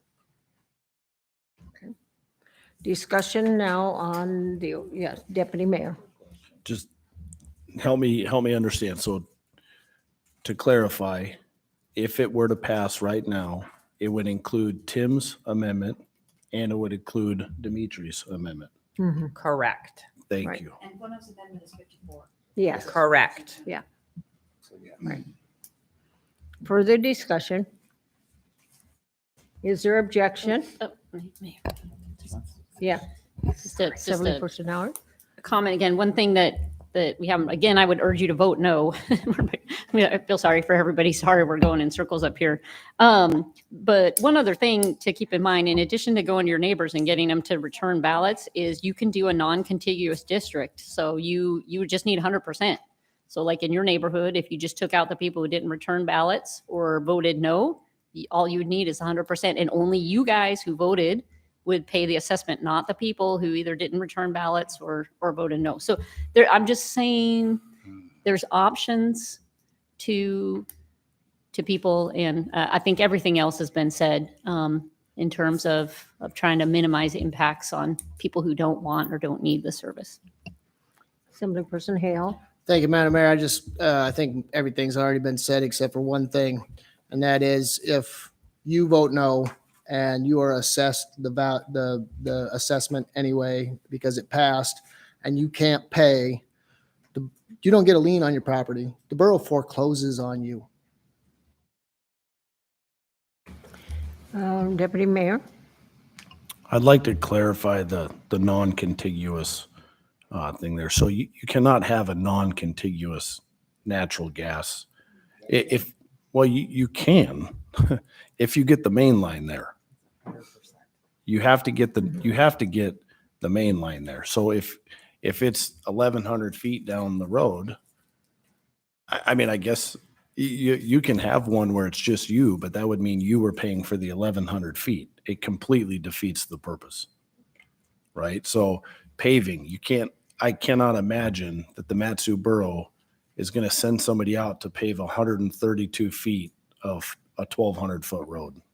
I've never seen that in the history of the borough. So we can sit up here and say you can use a non-contiguous to solve your problems, but I do not find that to be factual. I've never seen this much of a long road paved, and I have never seen a big main line put in so that one person can pay for the whole main line. That non-contiguous is set up for other things, right? Erosion control, the other stuff we talked about earlier tonight, but it's not set up for paving and for gas. Assemblyperson Hale. Yeah, thank you, Madam Mayor. So if you get a non-contiguous paving LID, they pave the whole road, and you and the people who were willing to pay for it, and everybody else gets it for free. That's how non-contiguous works. If you want a natural gas LID project and it fails, you can go and get a non-contiguous LID or natural gas project. They put the gas through the entire project, and everybody else gets to ride for free. That's how it works. That's what a non-contiguous LID is. And again, if you can't pay it, the borough forecloses on you. Further discussion? Okay, any objection? Oh, Assemblyperson, okay, we do have an objection. Assemblyperson McKee, did you want to say something? Is there any figure between 54 and 67 that these folks would be, all of us would kind of gather around? 67 might be a tad high, 54% for me is a tad bit quite Well, the low. 54% has already Of the ones who are been returning. adopted to Yeah. be part of this ordinance, so you would have to make another amendment to change the 54 Yeah. to whatever. That's what I'm saying. That's what I'm saying. Oh. I mean, and 55 we draw failed. straws The or- 54 is in it. Yes, 55 failed, so there was already, I'm sorry, and 55 failed, Yeah, 60 failed. yeah. I Is think- there anything between 55 and 60 that would get closer to where we were? No. But the fact of this is, we could say tonight, no, it's done, it's dead, it's gone, and then 3 weeks from now, we could bring the whole dang thing back up again and have another go. I am not, I have sciatica, I can hardly sit down, but I'm here. I can't do 54. Okay. We're ready? Assemblyperson Hours? What could happen here? So I just want to go back to, this is from 2021, North Preston neighborhood. This failed. This was 20 people, 3 voted yes, 2 no, 15 non-responses. If we just count the ones who voted, that's 3 yeses and 2 no's, that's 60%. That would pass. You had 3 people forcing 17 others to pay for the gas service. So with the non-contiguous, the 3 who wanted this could have created a district that was just their 3 properties, and they could pay for it, and they could go to the 15, they could try to make a district. So again, you could end up with a very extreme situation if we pass this. So I think in the interest of not going till midnight on this, we should just vote it down and be done with it. And that's what I urge. Assemblyperson Bonhoff, was your light on? Okay, go ahead, sir. One of the things that was brought up specifically on the gas thing is the line from the main line to the house is fairly affordable in the past. It's just several dollars for. But if you want it and you have gas one lot over, they make you pay a main price, even though it doesn't matter what the neighbor wants. You'll pay a $20-some to run it across the neighbor's lot, and then at an affordable rate for just a service line to your house. So that was something I brought up. So you can't just bring your personal line from the main through the neighbors as a main one. So they won't allow that, is what I wanted to clarify. So if that was the option, I know a lot of contractors would have been willing to take advantage of that and run 600 or 800 feet of it if they gave them, but they have to bring it up first, the main line price, and only from there, once they got to the corner of their property, only at the affordable. So I want that to be just clarified. So you can't really get away with it, just the service line. Okay.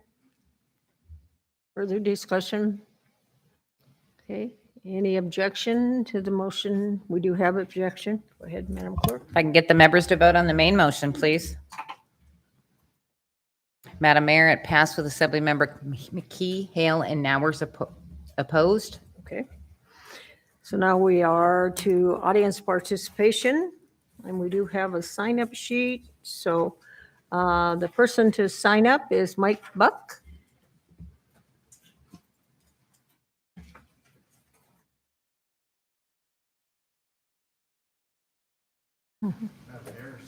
Well, you need to turn the mic on there, sir. Yep, green is go, yep.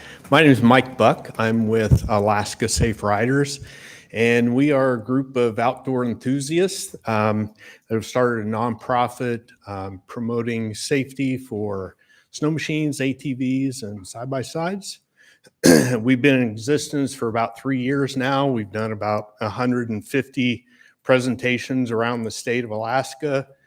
This last season, we had a pretty good year. We did about 50 presentations, and we helped Iron Dog distribute about 500 helmets around the state of Alaska and some of the communities, outlying communities. And I believe you have some information in your packet, requests from us. We did about probably 20 presentations out here in the Valley this last year.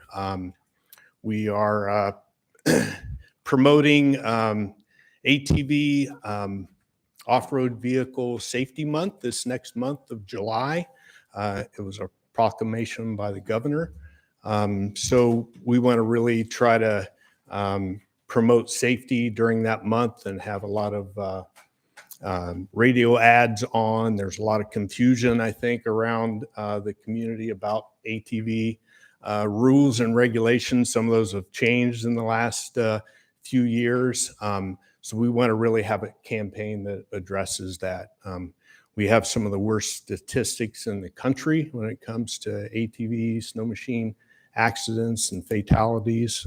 We've had one fatality here in the Valley already this year on ATVs. So we'd really like to address those problems. I'm sure a lot of you have seen young kids riding around the community on the trails next to the road going too fast with no helmets on and that sort of thing. We had over 300 visits to the emergency rooms here in the Valley last year from ATV accidents. So it's really important to us. We've got a great board of directors.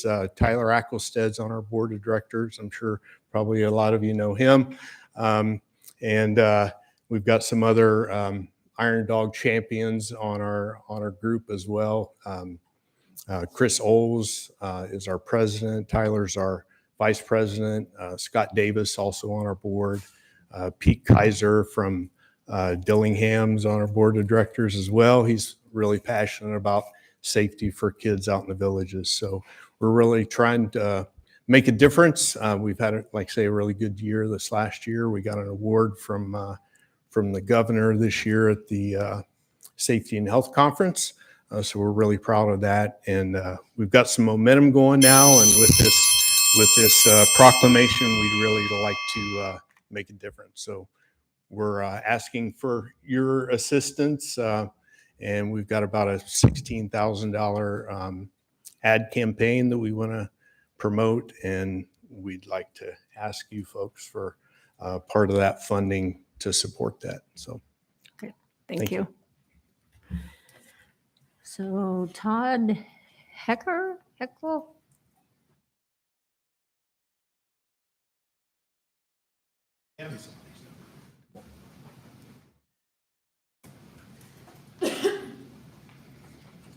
Sorry if I didn't. We were talking about a certain subject. Todd, and it's H-A or H-E? CKER. Yeah. You can talk about anything to the Okay. assembly right now. Yeah, assembly members. Yeah, I'm Todd Hecker. I'm out there at Point McKenzie. I've been there longer than everybody else as far as in the farming business out there. There's Okay. a couple of other guys have been there, but they're not in the farming. I've been there almost 25 years. Trying to figure out why is the borough in the rental business? It doesn't make sense to me. They've got people that are interested in the farms, and I'm being told that you guys are talking about pulling it off and not selling the farms. I mean, last time I checked, the borough needs money. It's kind of, you can't do it both ways, okay? We need the money to put back in the railroad fund so they can continue the work.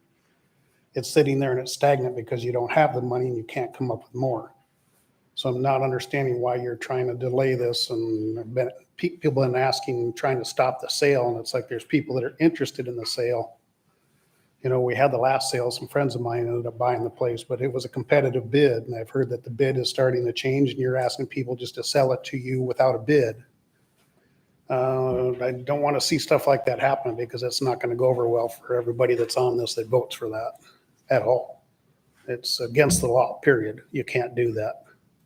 You might think you can get away with it, but it's not going to work that way. I mean, it's not fair to the people that have had to pay the money for your place, do the work. You know, there's farmers out there that are farming the place that are interested in buying it, not just people that are just renting the house. A house and 600 acres is two different things. And you're getting put in the middle of that. I mean, you guys need to know all the facts of what's going on out there right now. And a lot of that was not brought up at the last meeting. People at the borough, they've been fair 100%. Last meeting, you were told they were stabbing people in the back and lying to them, and that is not the case. You guys need to check the facts on that. Don't just believe what you're hearing from some of the stuff that's going on. But I would like to see the land sold. I mean, you're losing $27,000 or you're getting that back in rent, but then you're having to do work on the places every year. You have bills and everything is occurring against it. So just be aware that you guys need to know all the facts. Notices were sent out 9 months ago. The land was going to be offered at that time. I've got somebody that's interested in the land. And now you guys are talking about pulling that for some reason. Like you don't need the money. I don't understand. It's a rental agreement. It's not a lease agreement. It's black and white. Read the document your guys' self. Investigate it. You've had how many days since the last meeting? I wanted to, has anybody looked at that? Has anybody pulled it up to see, is it a lease or a rental agreement? I mean, you're talking about pulling off the sale because of that. It's not fair. You know, people are interested in buying it. That person is going to leave and won't be interested in buying it if that thing gets pulled off the market. Somebody has actually quit their job on the slope to buy this place and do stuff on it. But now you're trying to change that. Well, you can't just go take that stuff back. Just because I just want you people to be aware that you need to follow, you need to read, see what's going on with it. Just don't believe what's being said at this. And it's all in black and white. You guys have that in access to you. Talk to the people at the borough and get a copy of that stuff. And it's like, oh yeah, that's not really the way it is. So I appreciate your guys' time, but please be aware of the facts. Okay, thank you. Karen Lewis.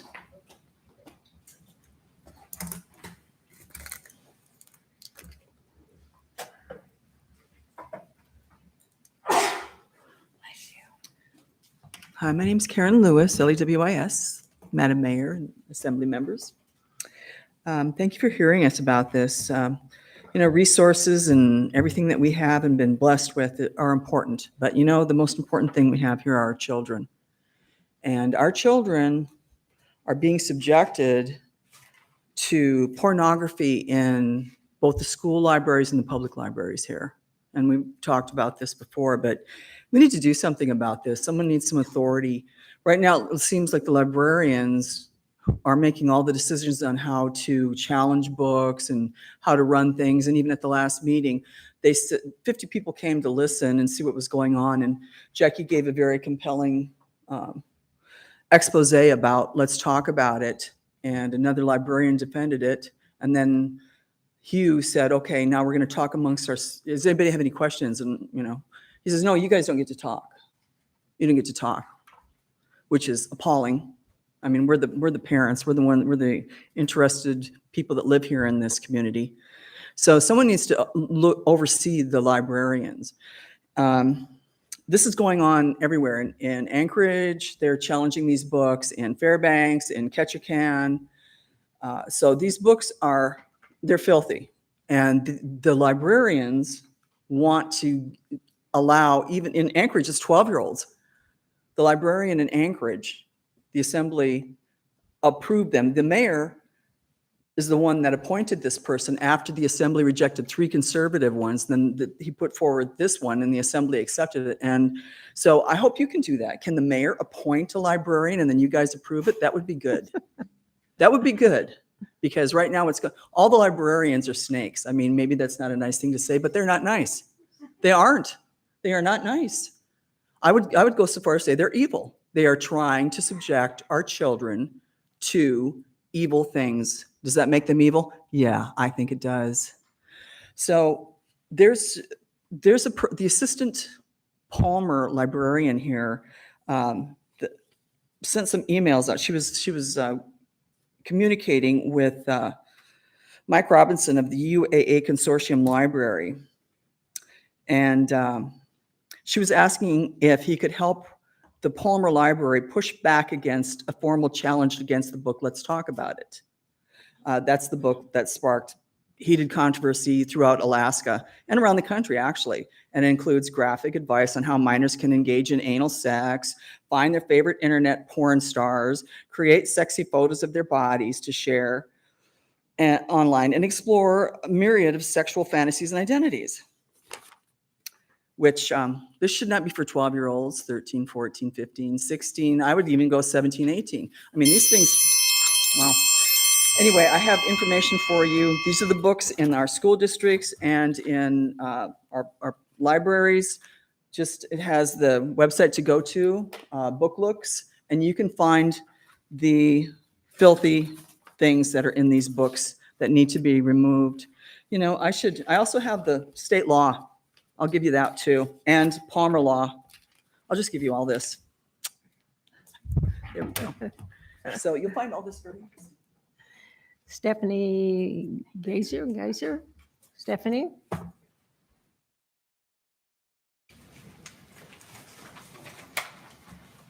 Hello, good evening, Madam Mayor, Mr. Manager, and Assembly.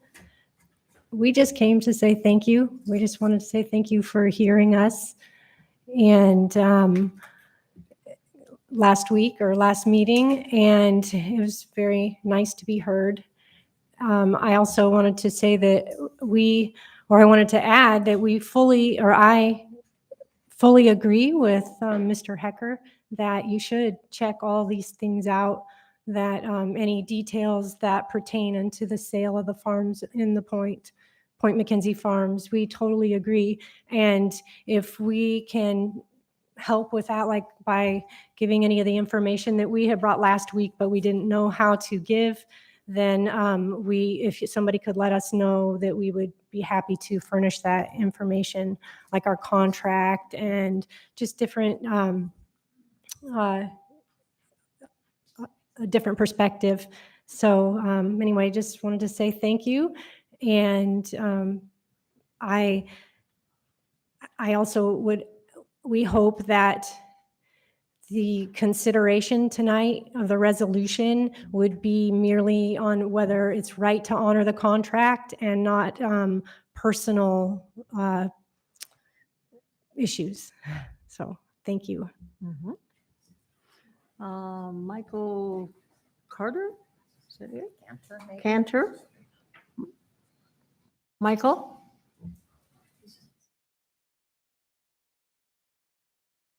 Okay. Billie Jean Mammer? I'm not sure. Not sure. Billie Jean? I think they left.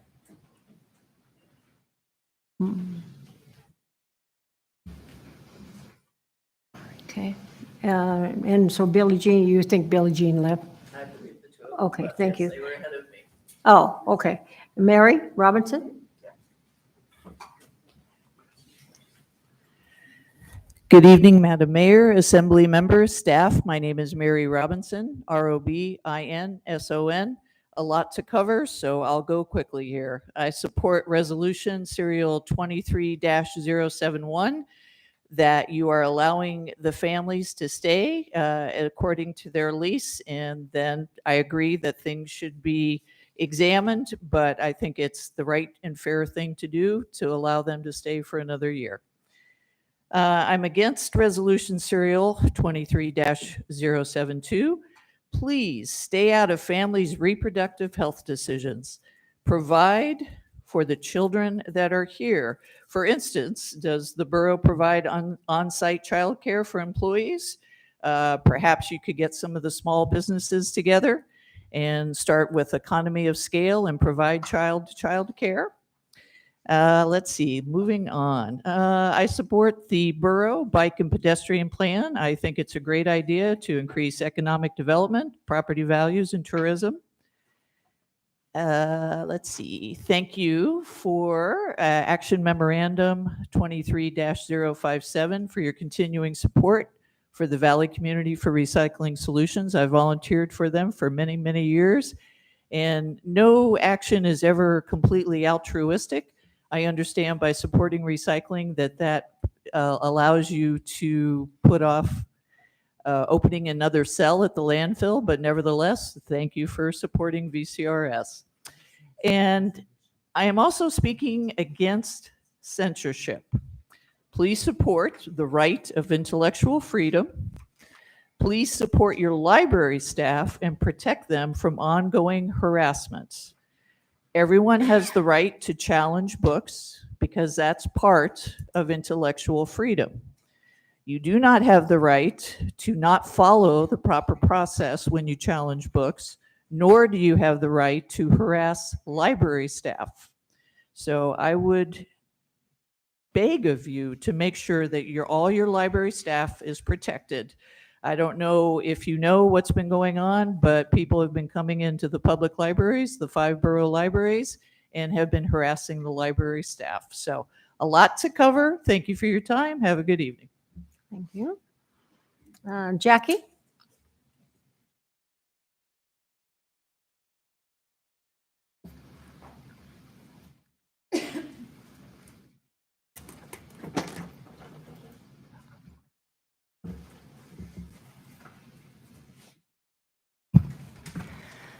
Madam Mayor and Assembly members, thank you. My name is Jackie Goforth. I'm here again to speak to you about the book, Let's Talk About It. Now, I'm not one who will take your word for it but just because you say so. If somebody said I had to wear a mask just because the expert said so, I said why. And if they said it's because it'll stop the virus, I went and proved that no, it wouldn't, so I'm not wearing a mask. Well, if somebody says something is not obscene because they say so, I'm going to say no, prove it. And the answer is not that I do not understand what the law says. The answer is nobody has proved that it isn't obscene, including the members of this borough staff. Now, this book I already showed you is ridiculously, obscenely nonsense.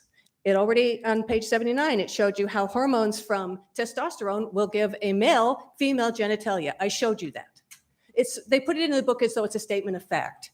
On page 80, I showed you where the the females were shown with estrogen giving them male genitalia. I showed you that, correct? Well, here's another statement. You do see it? The male-female binary is obsolete. You are reading that correctly, right? Do you know what obsolete means? It means it's no longer in fashion. It's not the major one. Do you know that out of the species on the planet, there's 2.13 million of them, and 450 of them have been noticed that they've had homosexual tendencies, but not all of them because they wouldn't still be species now, would they? That means it's 0.00002667.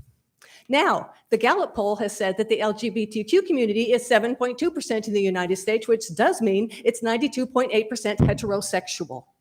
Heterosexuality is not an obsolete viewpoint. It's not obsolete at all. So let's put that with baking, shall we? Bread baking. Well, flour is an obsolete viewpoint. So go bake your bread. Let's put it in a house building, shall we? Well, when you're building houses, walls, ceilings, and floors are obsolete. So go build your house. Hey, let's do it in Dress for Success. When dressing for success, clothing is obsolete. That's how stupid this book is. So when I have people telling me that it has educational value, I want them to show me where, not just say that I can't read the law. I want to show where this book has educational value, period. It meets the Miller-Ginsburg test for obscene books. It should not be in any library available to anyone.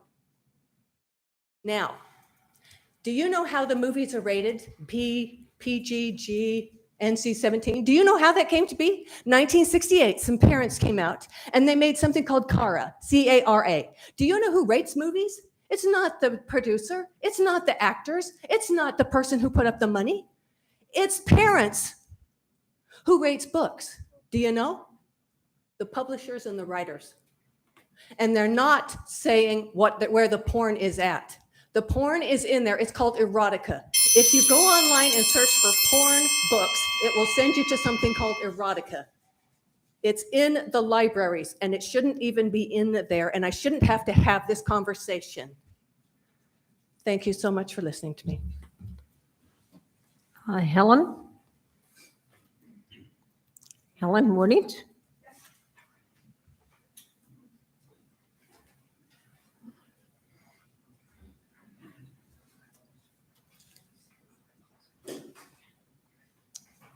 My name is Helen Woodings.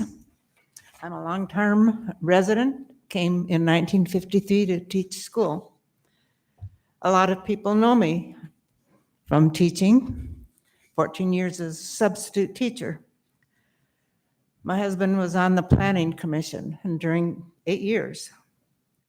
And during that time, the borough paid planners, professional planners from other states like Colorado and Washington because this borough wanted to do it right. They wanted to know how to set a standard. And we did that, and I've been proud to live here. My hobby was with clean water. I'm an ocean kayaker. The most important things in my life to me are clean water, clean air, and quiet places. If I had bought a place on a lake way back then, I would have had certain goals. I would have wanted clean water so I could fish. I would have wanted a view. I would have wanted quiet places. I would have hoped that birds would come to my yard and stay. I would have been appalled if somebody came in and built in front of me and took my view. I would be appalled if their lawn went all the way down to the river or lake, and then they fertilized it and polluted the water.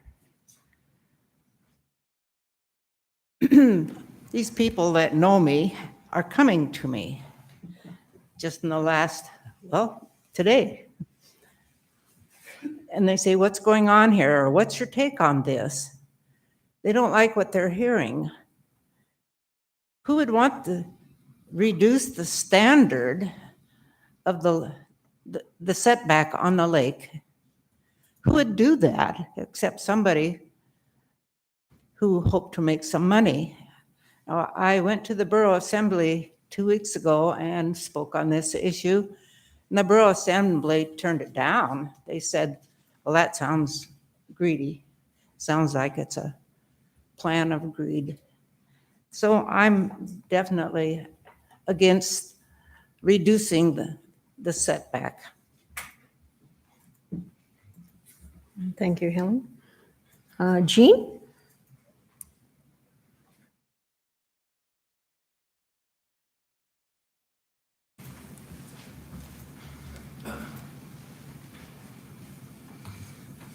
Hi, my name's Jean Holt, H-O-L-T, and I've been involved in water body setbacks for 37 years.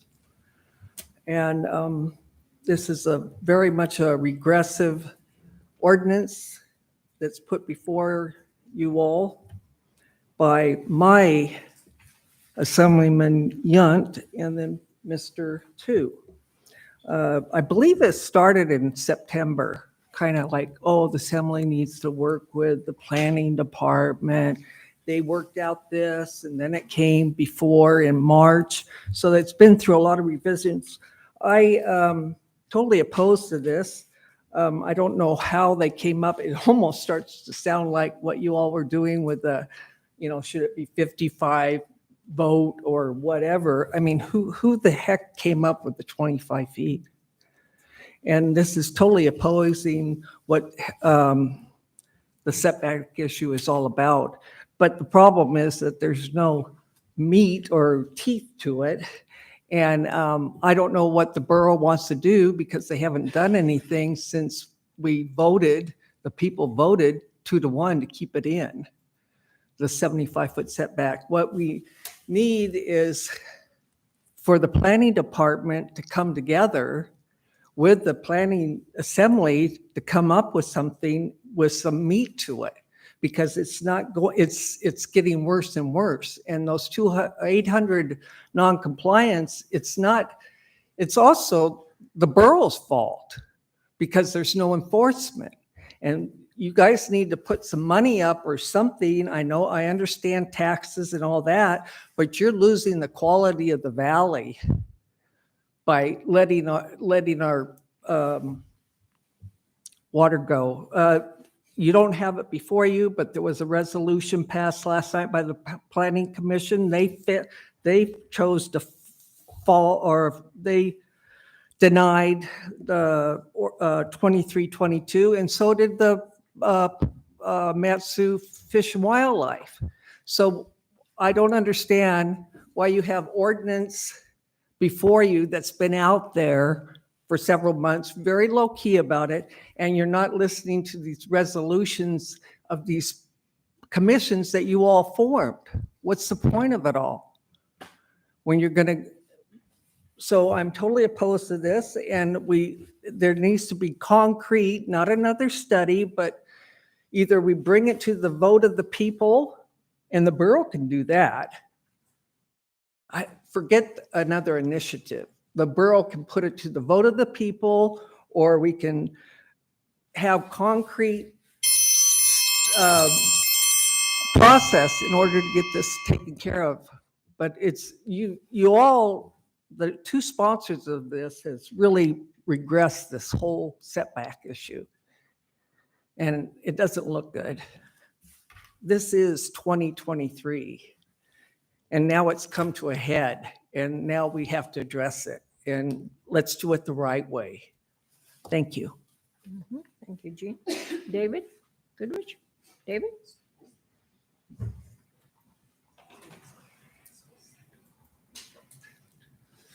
Evening, Madam Mayor and Assembly members. I also wanted to thank you for hearing us last week and allowing us to share what the terms were that we rented these properties. I'll call it a rental because that's what they want to call it. But that it was noted that we'd be there unless the borough sold the property to the railroad department, that they weren't going to sell it to anybody else. That's what we were told. Not me, but 7 of us. There's some right here, and my son's up when the prayer bank's working, and I read his letter last time I was here. But I found it kind of interesting when we heard about somebody quitting the slope to buy a property when they're the ones that have been leasing the property all along, I believe. The person that was talking to you earlier is the one that I originally rented from until the borough put a lease together that I signed. I rented it from him. And he's the one that told me how to go and negotiate to get it down as low as I could. But the other one, if it's the same person we're talking about, is the one that told the borough I wouldn't rent it out for anything less than $1,500. And I was fine with that. My son and I talked about it. We're fine with that. We've never missed a payment, never been late. So there are some facts, and we weren't happy to share the rest of them. But I think there's enough. We have talked about it last week, and we were all 7 of us honest. So thank you for hearing me. Thank you. Adam Jensky?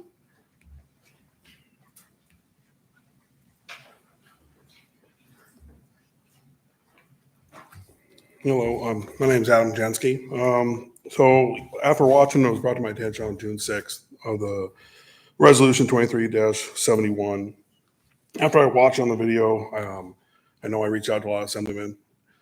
The borough was very misled with it. It assumed, I think every single one I heard quiet on the phone, it made it sound like they were farming the property, their family was.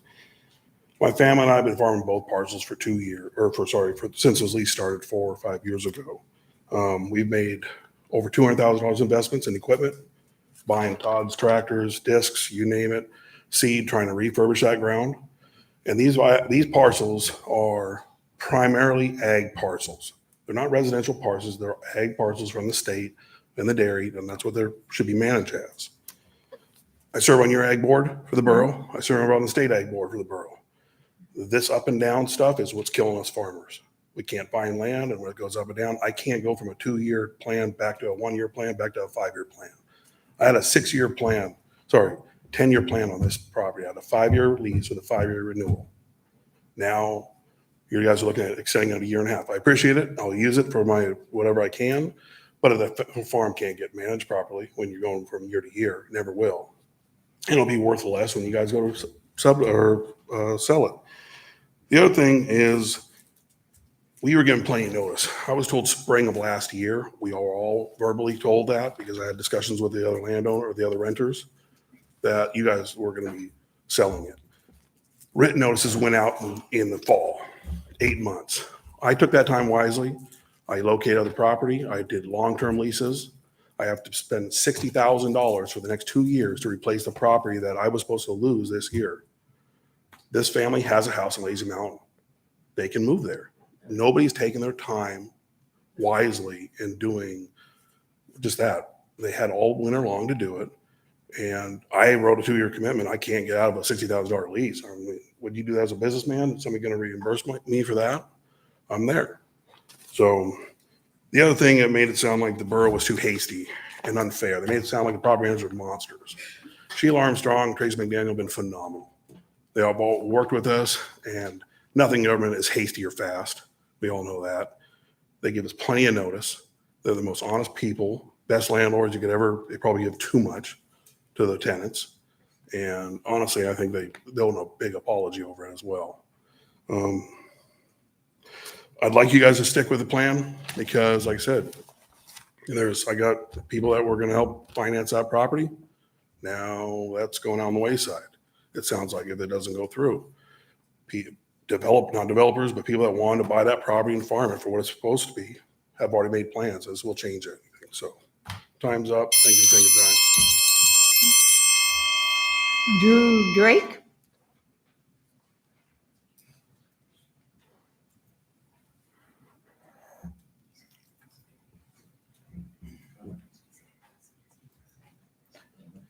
Good evening, Assembly members and Madam Mayor. My name is Drew Drake.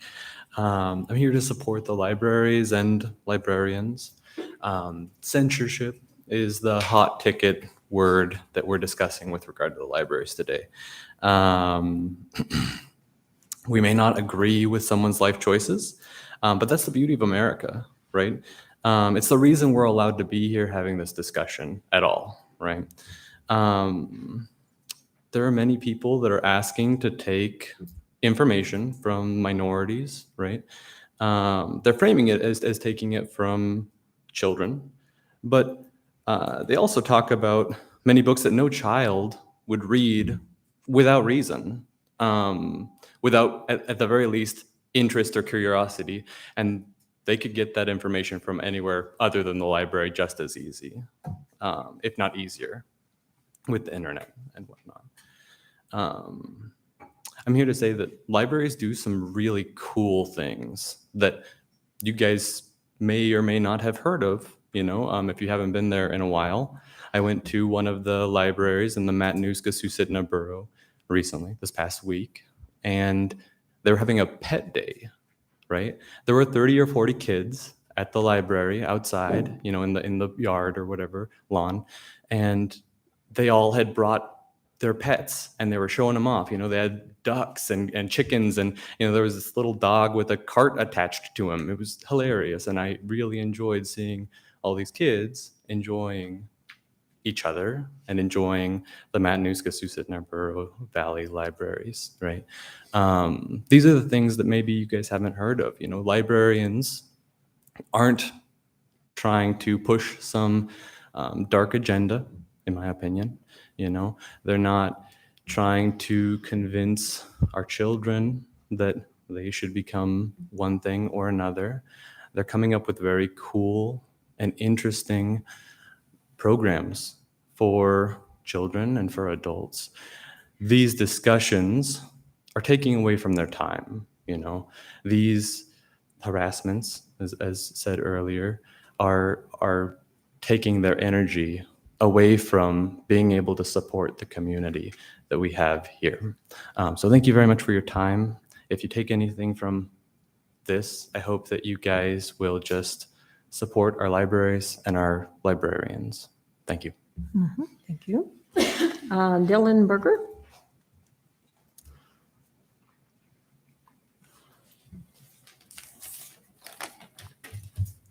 Good evening, Madam Mayor and members of the Assembly.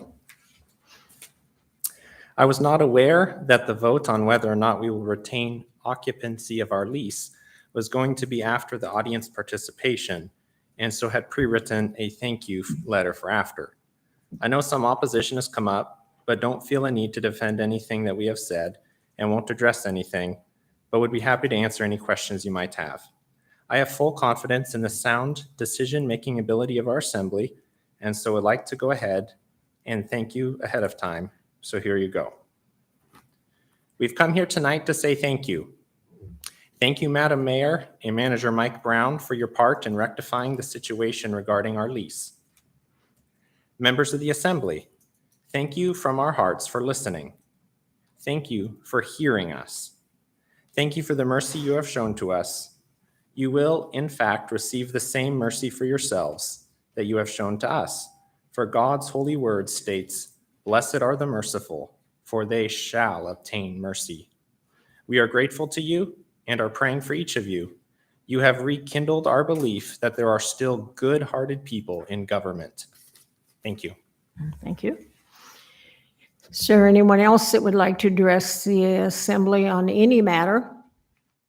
Yes, come forward.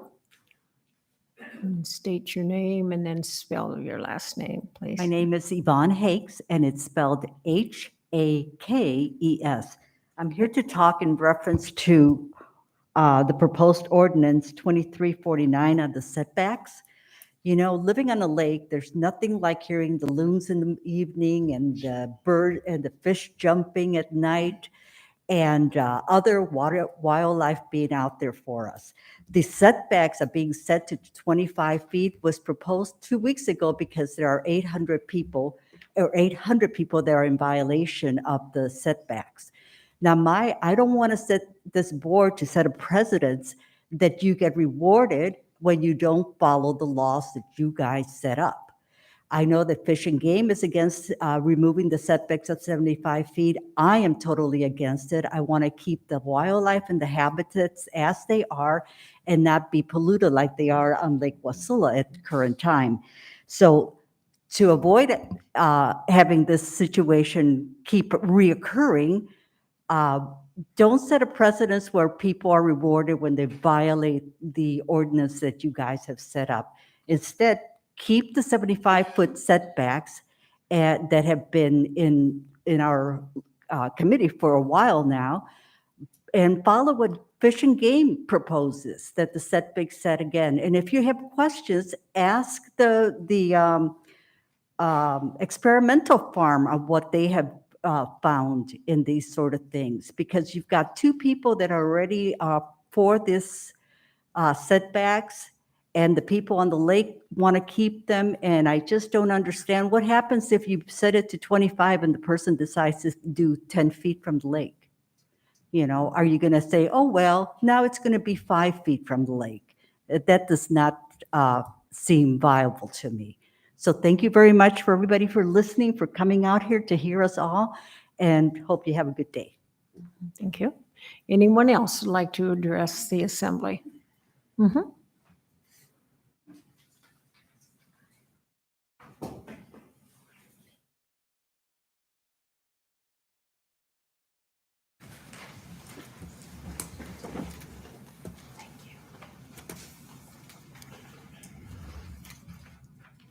Good evening, Madam Mayor, staff, and Assembly members. It is essential to rescind the vote to go forward with the Long Lake Road timber sale.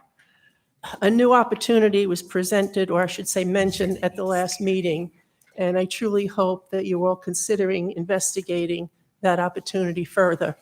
It would be in fitting with the Willow Comprehensive Plan, the Borough Comprehensive Plan, and it will be environmentally, it'll complement the park environment and the, rural neighborhood out in Willow. I don't want to reiterate all the points that have made over and over about the community doesn't want the proposal to go through. Waco doesn't want the proposal to go through. There are issues from the state park and also the U.S. Corps of Engineers. Excuse me. I did want to mention that at the last meeting, we had presentations on forestry management and wildfire management. A few of the slides were a bit troubling in that they featured the remnants of the Sockeye fire at approximately mile 77.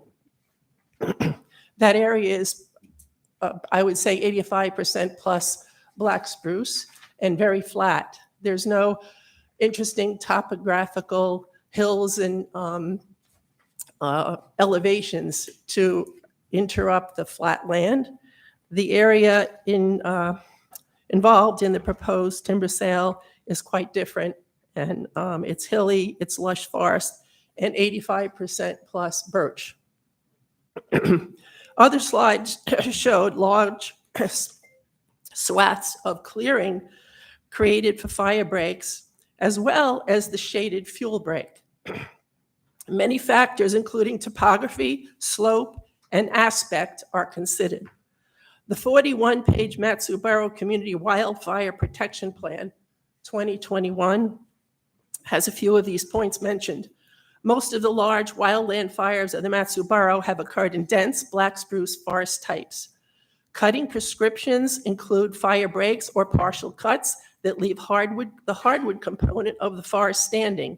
Partial cuts are prescribed whenever possible because they provide an aesthetically pleasing park-like clearing while providing fire safety.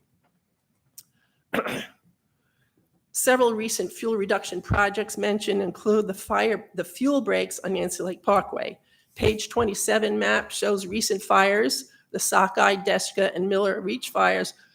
This area is within that area and was not affected by fires. In summary, the community does not want this project. We truly encourage you to move forward with the alternative that was mentioned. It would be an outstanding addition and balance to the rural community. It will, moving forward with the original intent, will disturb the quality of life of residents, tourists, and wildlife, and it will not help suppress wildfires. And it's unclear about the financial benefit to the borough. So thank you for your consideration. Please rescind the original intent. Barb, would you state your name? I'm sorry. Yes, state Yes, your Barbara name for- Laucius, Laucius. Thank you. Anyone else that would like to address? Yes, ma'am, come forward. My name is Lisa Simon, Simon, and I live on Finger Lake also. Been there for, I guess, a little more than 25 years. And I know when we first moved here, I saw some borough pamphlet or something evaluating water quality, and Finger Lake was top notch way back when. I don't know where it is now, but I'm a little concerned about the 25-foot setback, mostly because people I know are swimming and water skiing and doing all that sort of thing in the lake. People are in the lake. You want to make sure the water quality is really good. There's the campground there, lots of other people, the Elks Club. Our little strip of neighborhood, we all have a real marshy riparian zone in case somebody does use too much fertilizer on their lawn. It, catches it before you wind up with a big weed patch in the lake. And that kind of gums up the works for a lot of recreation. it's just a concern. And I see in the thing, it says, so long as certain engineering standards are applied, I'm sure those will be enforced and followed while, things are under construction, but then later on in the little ordinance itself, it says the landowners are responsible for maintenance of approved runoff pollution mitigation. And I guess who's gonna enforce that? I know there's a new subdivision going in on Finger Lake Bridge subdivision, and it's got about 17 lots on really strange topography, and I think that might be one of the factors kind of fueling this. Just they might have to get really close to actually get that many houses in that space. I don't know. There it all is. Concerns. Do your best by us. Thanks. Thank you. Anyone else that would like to address the assembly? Yes. My name is Scott Sand, S-A-N-D, Madam Mayor and Assembly. I'd like to thank you guys for passing ordinance 23-401, which is creating South Marina Circle paving local project that is actually in the back of our neighborhood. It's not part of our neighborhood, but that will create or hopefully lessen some of the dust that comes towards us, as there's 12 houses back in that area that come out that way. So that will only improve our Moose Park subdivision paving project. So I appreciate that getting put back on here for ordinance 23-63. Thank you. Thank you. Anyone else?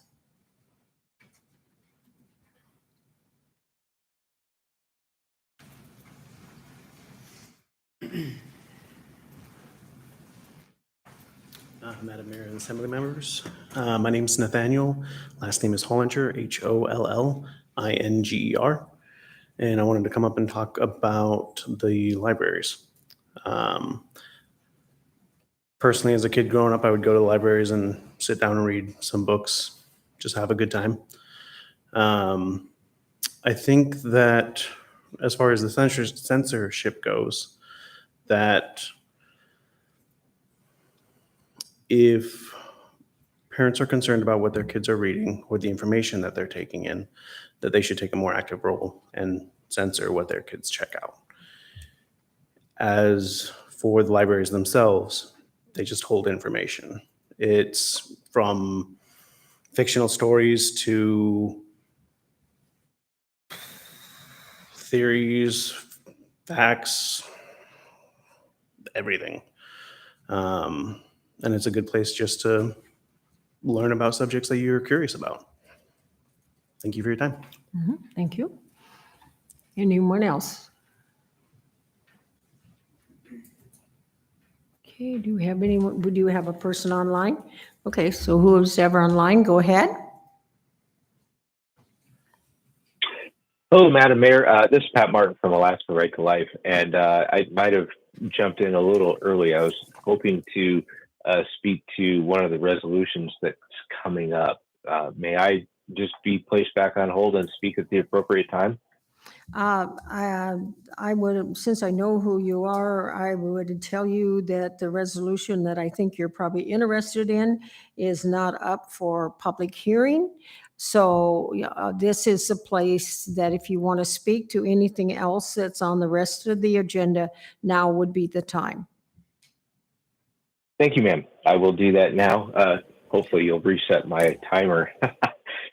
And Madam Mayor and Assembly members, I'm Pat Martin. I'm the Outreach Director for Alaska Right to Life, and I'm calling in support of RS 23-071. Madam Mayor, everybody knows that there was never a right to kill babies, and the Dobbs opinion simply affirmed. Yes, ma'am? I think you want 23-072. Not Thank you for the 71. correction. Yes, go ahead. We're using up all your time here. 072. Thanks. Go ahead. So sir. everybody I'm knows sorry. there was never a right to. Go ahead. Thank you, ma'am. Mhm. Everybody knows there is never a right to kill babies, and the Dobbs opinion from last year simply affirmed what organizations like Alaska Right to Life have been saying for over 50 years, that abortion is murder and it must be abolished. Everybody knows that while individual rights can often be held in tension, you cannot find a positively and explicitly recognized right as fundamental and consequential as the right to life, and then interpret a contradictory right to nullify that right to life in the very same article of the Constitution. To put it another way, the Constitution does not contradict itself. You will not find an interpreted right to kill a person in the very same article of the Constitution that recognizes that person's right to life, liberty, equal rights, equality, and equal protection under the law. But that is exactly what the U.S. and Alaska courts did in Roe, in Casey, and in the Valley Hospital opinions. They all nullified these explicitly recognized constitutional rights for babies in favor of a mother's interpreted right to sexual and bodily autonomy as expressed by killing her baby.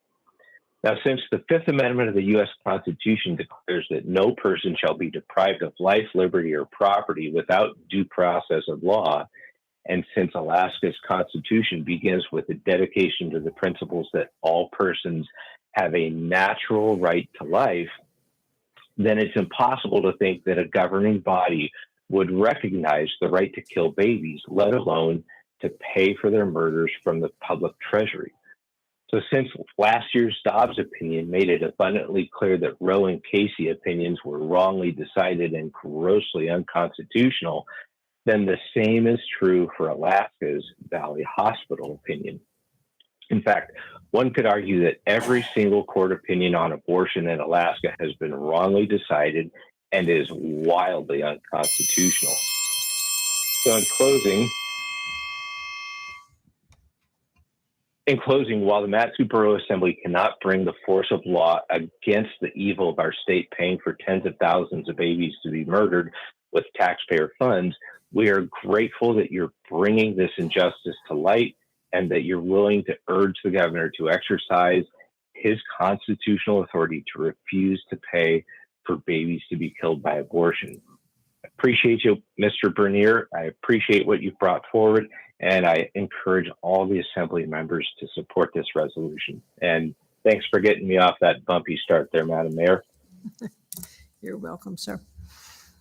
Anyone else online? No. Okay, I'm going to bring it back to the Assembly. Is there anyone here that would like to address the Assembly before I close audience participation? Okay, so audience participation is closed, and we are now at the consent agenda. We did have some, I think, 3 items pulled earlier. Is there, oh, yes, Deputy Mayor. I would like to please add 2 more items, Okay, pull 2 more items. AM 23061 and AM 23062. okay. Is there Thank you. any other Assembly people that would like to pull anything from the consent agenda? Okay, Madam Clerk, if you'll read in the ones that are not pulled, I guess, huh? Do we have AM any left? 23056, approval of utility relocate cost of $210,705.64 to Matanuska Telecom Association for the Midway Streets Improvement, South Vicky Way, East Diamond Way, East D1 Court, South Beggage Drive, South Hay Street, and Green Street Circle Project. AM 23057, authorizing the manager to enter into a grant agreement for the fiscal year 24 with the Valley Community for Recycling Solutions in the amount of $150,000. AM 23058, acceptance of late filed and retroactive senior citizen and disabled veteran exemption applications. AM 2360, award of proposal number 23086P to Stantec Architecture for the contract amount of $297,081.90 to design, remodel, and upgrades to the animal care facility. AM 23063, awarded bid number 23108B to JTA Construction LLC in the contract amount of $674,000 to replace the water line at Snowshoe Elementary School. And that is it, Madam Mayor. All righty. So, Deputy Mayor, will you move the consent agenda items as they've been read by the clerk? I move to approve the consent agenda as read into the record by the clerk. Is there any objection?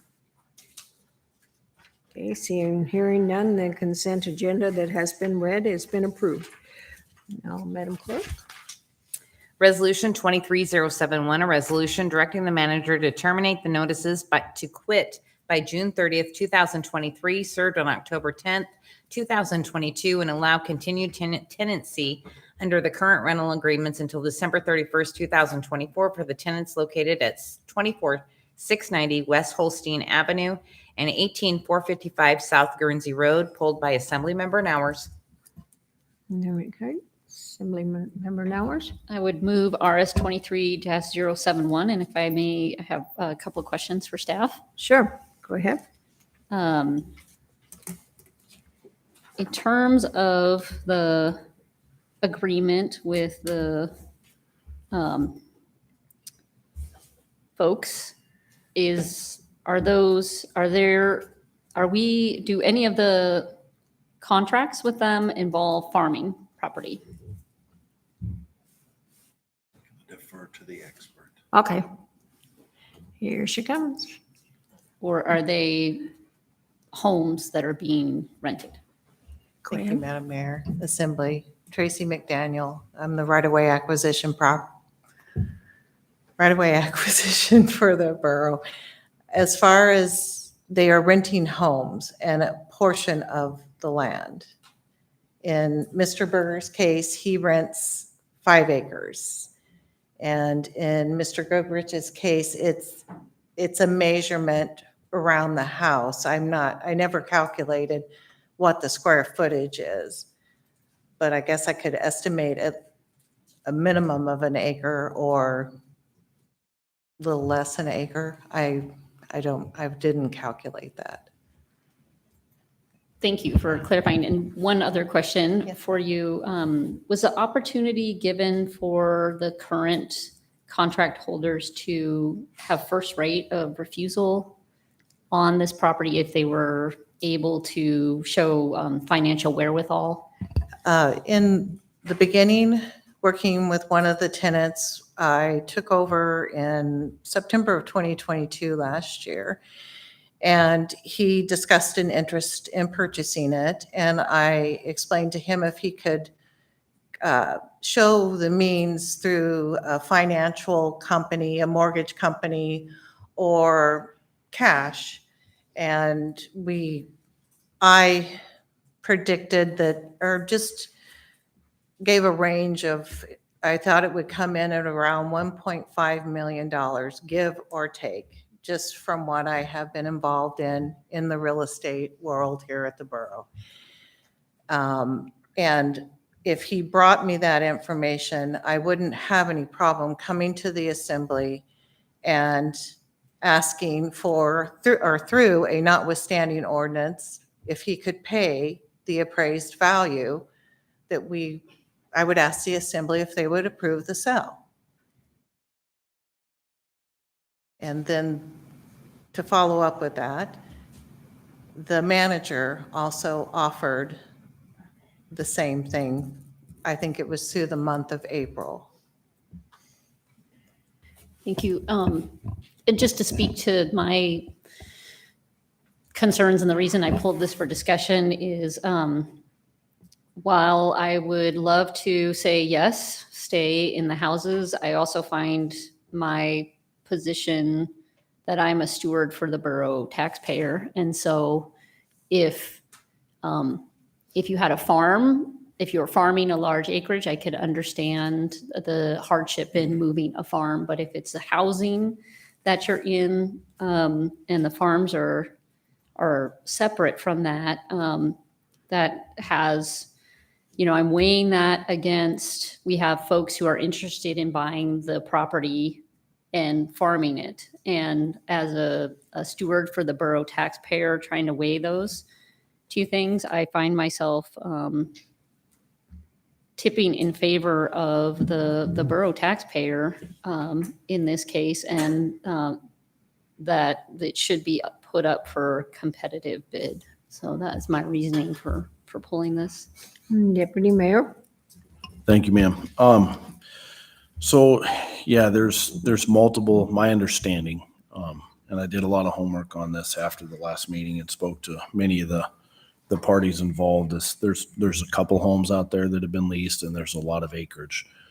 None of it is leased to any of the same folks. So, or you could call it a rental agreement, lease agreement. There is a difference, but no one group controls everything. You have folks that are living there. You have folks that are farming there.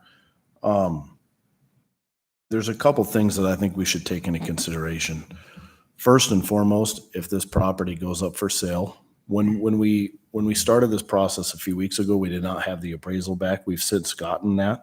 So I think that's a good thing. That'll help us all make a good decision. But I do believe it should be a competitive sell. It should be put out and anybody should be able to buy it, not just the folks that are there, but I mean, it could be anyone, right? So we owe that to the voters in the Mat-Su Borough, or to the residents of the Mat-Su Borough to try to get as much money for this property as possible. So I'll only support any sort of agreement that does put it out to the public, in an open bidding process. But backing up to when these agreements were executed, some for houses, some for land, I don't know that anybody was here at that time, or if there was, maybe only one or two assembly members. And I know the manager wasn't, and most of us assembly members weren't. But we also should take into consideration that those agreements were made. They go to the end of next year. By allowing people to continue to live there and farm there until the end of next year, we're not preventing development. I think there was hopes that the railroad would buy this. We've never even heard back from them. They've given no communication or dialogue to anybody at the Mat-Su Borough, as far as I understand. I do think we could still put these out to people sell apartment buildings and land and houses every day with tenants in them. And I do think we could and should move towards putting these up for sale. But I respectfully think we should also allow the farmer to continue to farm till the end of next year, and the folks living there to continue to reside there till the end of next year, like their agreement states. And again, that was made by a previous assembly, previous manager, but I do think Right. And how long has it been advertised? How long has it been advertised for? Has it been advertised? We have gone out for public notice to sell, which is requirement to do a seal bid sell. And I'm waiting on the second appraisal. I have the first one that came in. And once I get that second appraisal, then I can put the legislation together and come to the assembly for the approval to put it in a seal bid auction. And when did you send out the notice that it was going to be a sealed bid auction? When? Yes. Had you sent it out? We did do a 30-day public notice. And when? I can look in my file if I, just one more. Actually, I don't have those files here. I have the rental files. A month ago? It was, I would say in the month of March. In the month of March? Yes. Okay. Yeah. And are you allowed to discuss the appraisal? Is that public knowledge, or is that? It's been published already through the manager's report, and the first appraisal came in at 1.297. And would it be possible to craft a sale where the current tenants were allowed to stay out the remainder of their lease, even once the land was sold out, by the borough? That is a possibility. You'd probably limit your buyers, but it is a possibility. It's not out of the realm at all. Thank you. Okay, yes, Assemblyperson 2. I believe if the borough made a deal with the folks that we need to stand up to that deal. And if it has to push the time off that we sell it, sell the properties, then that's what we have to do. But at the same time, if you can sell it today and the folks get to stay there to the length that they get to, that they agreed to the beginning, I would be in support of that too. Okay. Further discussion? Yes, Deputy Mayor. The attorney can clarify this for me. I do not believe we can bind the buyer. If we put these up for sale in the fall, early winter, and somebody buys it with a current agreement on it for rent or lease till the end of next year, I actually do not believe they have to honor that. I believe they can give a 30 or 60-day notice to quit at that time as the new owners. But, you know, I'm just going off in my world. But if we were to sell this land this year, if the Matsu Borough does sell this land, I actually don't think we can tie the hands of the buyer. So Nick may want to step over me on that. Maybe he's, you know, but that's a whole different process. We'd be out of it at that time. I do think we should put these up to sale, but you know, I'll let Nick speak on if he thinks that we'd be tying their hands. I would certainly have to discuss with the manager and land management whether that type of complicated agreement would be worth it. But you probably could get to a point where you could enforce it. The problem would be the borough would still be involved. So it wouldn't be, oh, we've sold the property, there's a new landlord and the tenants get to stay and we walk away. We would still be involved for the next year and a half to make sure that the new landowner did not, quote unquote, renege on the deal they make with us for the benefit of the tenants. I don't know if that's worth it. You could probably get there. It's pretty complicated. But if the assembly says do it, obviously we will. Okay. Mike, did you want to say something? Can I follow up with that? Can I follow up on that yes, first, please? yes, follow up. Yeah, and I agree, you maybe could get there, but with how they are crafted and written right now, I don't think it would be tying the hands. I'm not going to support anything. If whatever we come out of this with, I want it to be fair to all parties involved that are currently there. I want it to go to the end of next year if no one buys it. I would like it to be an open bidding process, right? So everybody has a chance to buy it. But I will not, quote unquote, like work to get there as far as try to create a binding agreement that might hold up in court. I have reviewed the current ones.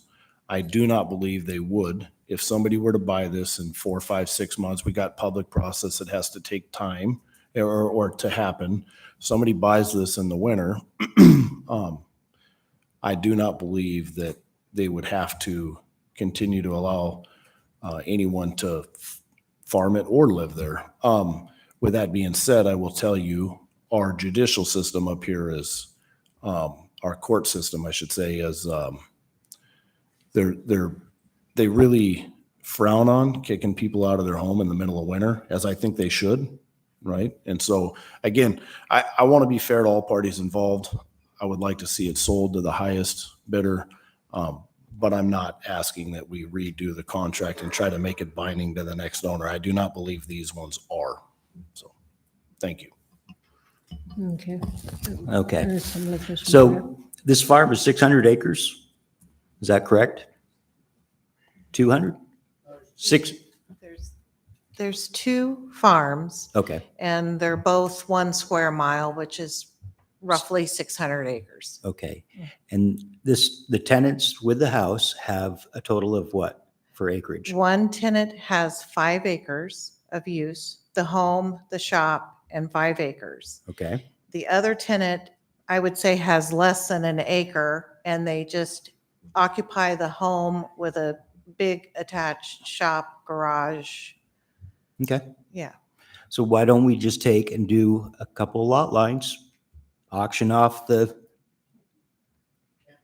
why? Okay.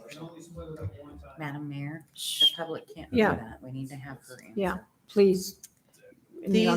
These farms have the state farm ag covenants on them. You cannot subdivide them any less than 40 acres. It's a one-time subdivision. And if I remember correctly, I don't think you can do more than 4 40s or whatever, 4 lots out of the parent parcel. What if you did a temporary lot line? to where they stayed in their property and then it purchased, and that went back to after their lease runs out, hooks back onto the property. Again, it's a title matter. You can't separate out a piece from the parent parcel and sell the excess acreage. You don't have a legal lot of record, and there's no title company that will touch that with a 10-foot pole. They just won't close on it. What has happened is the 5-acre plot has been actually drone surveyed. So Mr. Berger knows where his area is at, and he keeps inside there. It's fenced. He has horses and a garden outside of that. So he knows his area and what his responsibilities are as far as his rental agreement goes. And the farmer who has the hay permit knows what area is his. So there's 3 tenants? There are 2 tenants on each parcel. And is all of them making income from a farm? Are they meeting that? The rental agreements for the homes are for residential only. They're not for a business.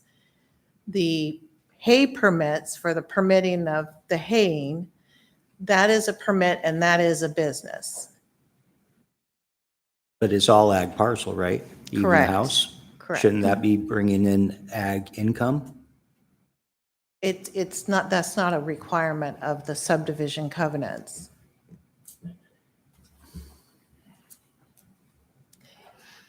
You can have a home.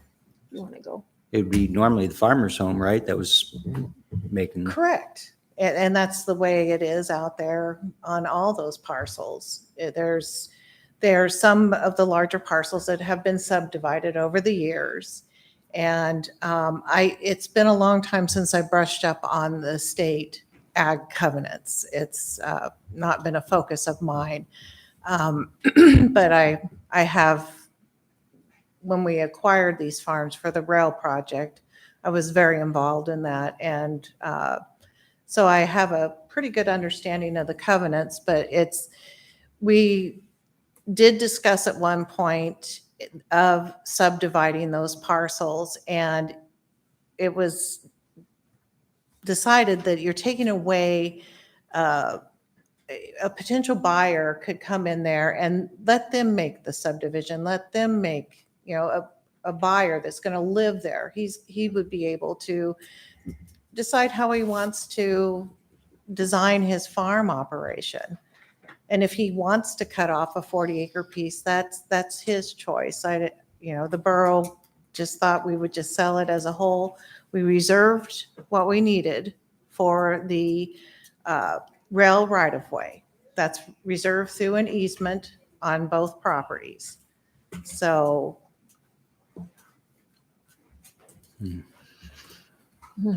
Okay, Assemblyperson now, are you done? I am. Okay, Assemblyperson Nowers then, please. I guess, again, looking at it from the borough taxpayer, potentially a sale is upwards of 1 million. And the other thing I think about farming and encouraging farming is a farmer who owns the property is able to do the investments needed, compared to if you're leasing it, you're just never sure. And you can only invest so much. So the advantage I see, selling it is that the folks who are farming it can really make the investments with the surety of having the property. Okay. Tim, did you have your hand up? Okay, Assemblyperson Phaneuf, then go ahead.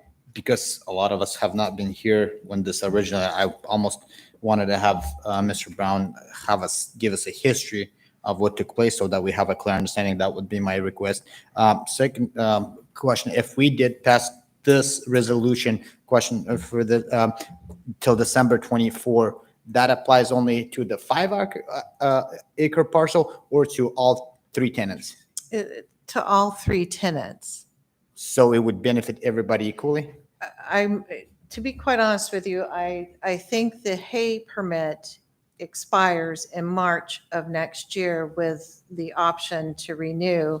And then the tenants in the residential homes, that expires December 31st of 2024.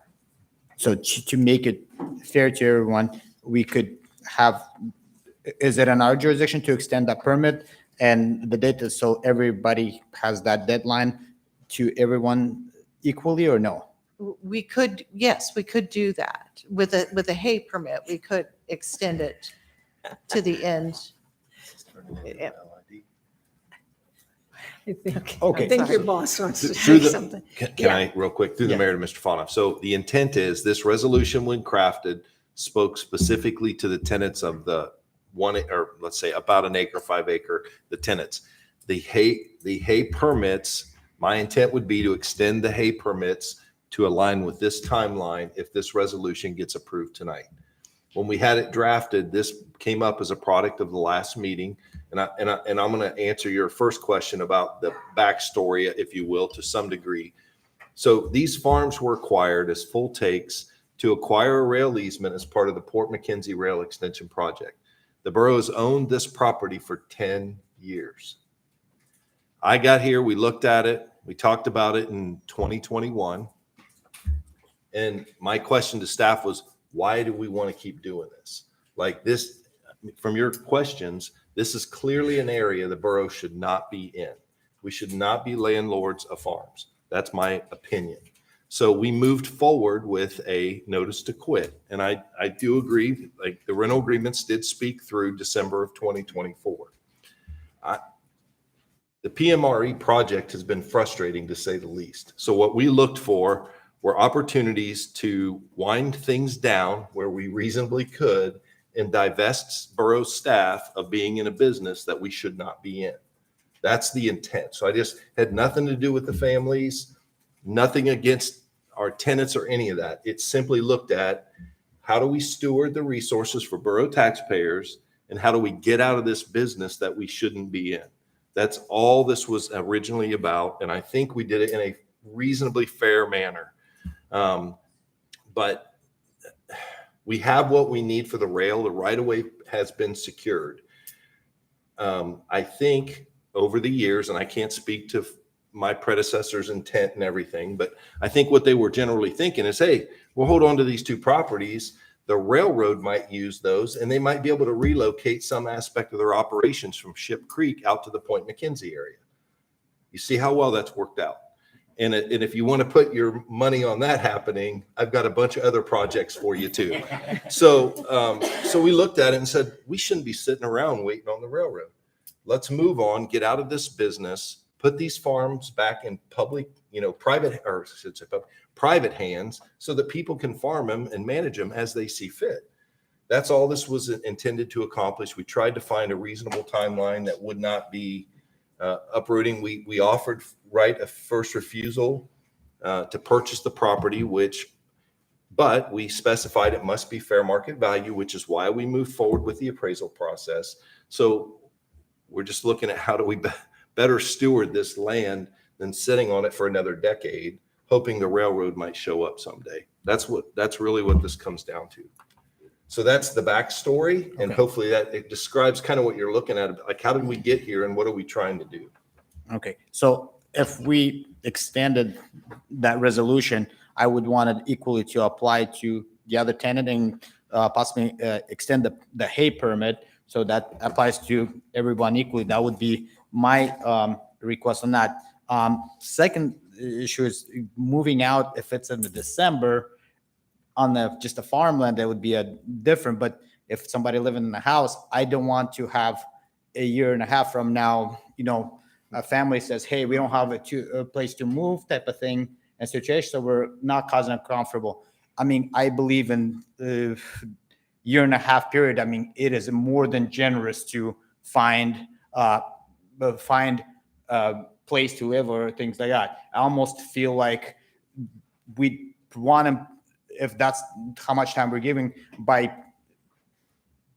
so that they prove our arrangements or something that by end of the summer or something like that, so that there is a guarantee so we don't have to come around and I'm making not fair to the other people. So that I believe in any rental business, I mean, that's even in a commercial stance, I think that is very reasonable request to give them so much time. So that would be so that we're not back in the December 2024 asking to extend.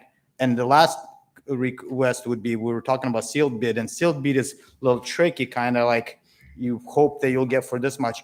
Why cannot be a sale where it's open and then we get the, so just because somebody has more money, but somebody who's kind of in the real estate market, there's a for sale, and then we accept the offer. So it's not just a sealed bid. I don't know if we can make that more transparent, so it gives open opportunity to everybody, knowing if kind of in a real auction or timed auction on eBay, if somebody bid 125, somebody can bid 127 and extends time, so that it's then the highest actual bidder wins, and the, you know, in the increments, and make it fair to all parties.